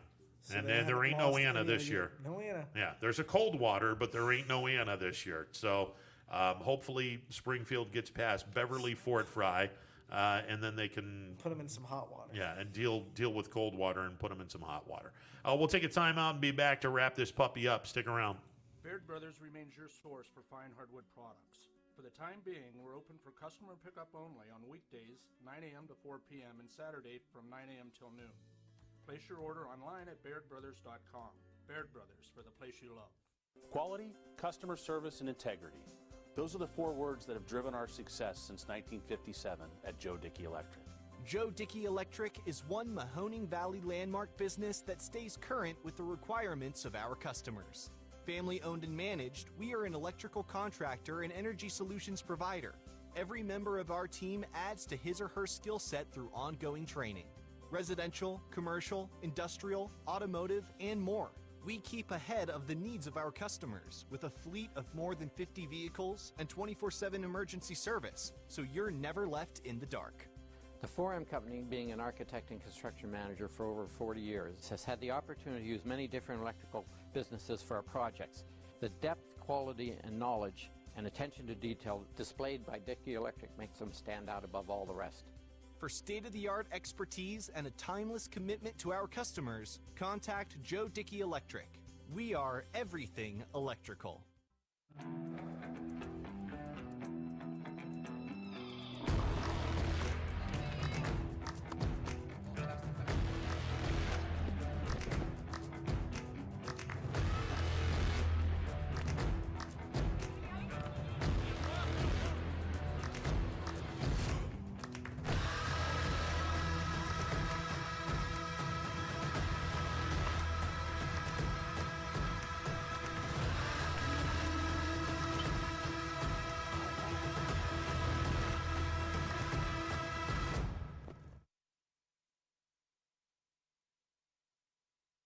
Armstrong Local Programming has always delivered an exclusive and unique perspective on the very best events your region offers. High school sports, community events, parades, all your favorite shows from Armstrong are now calling the Neighborhood Channel their home. Watch Out and About, Locally Speaking, and many other great local shows right here on the Armstrong Neighborhood Channel. Find out everything that the Neighborhood Channel has to offer at ArmstrongNeighborhood.com. Spirit, town pride, local communities. Welcome to the neighborhood. Right now is a great time to get more for your trade-in at Tri-State Ford and drive home in a new or pre-owned vehicle. Choose from our great selection of new Ford models or pre-owned vehicles. Plus, get the Tri-State Ford Advantage, including a 10-year, 200,000-mile warranty and more. At Tri-State Ford, we'll pay you top dollar for your trade, but you don't have to purchase one of ours to sell us yours. Customer focus, community driven. Tri-State Ford East Liverpool or visit tristateford.net. Welcome back to a Monday edition of Running Point on ysnlive.com. That is going to do it for the show today as Anthony is quickly moving back. He's that quick free safety that gets over and provides the double coverage. I can't quite do the Collinsworth slide. I gotta. The wheelchair doesn't drift. I should have drifted it. That would have been cool. Do the Tom Cruise in Risky Business where he scoots over real quick. Right. Although I don't want to see you in your underwear. No offense.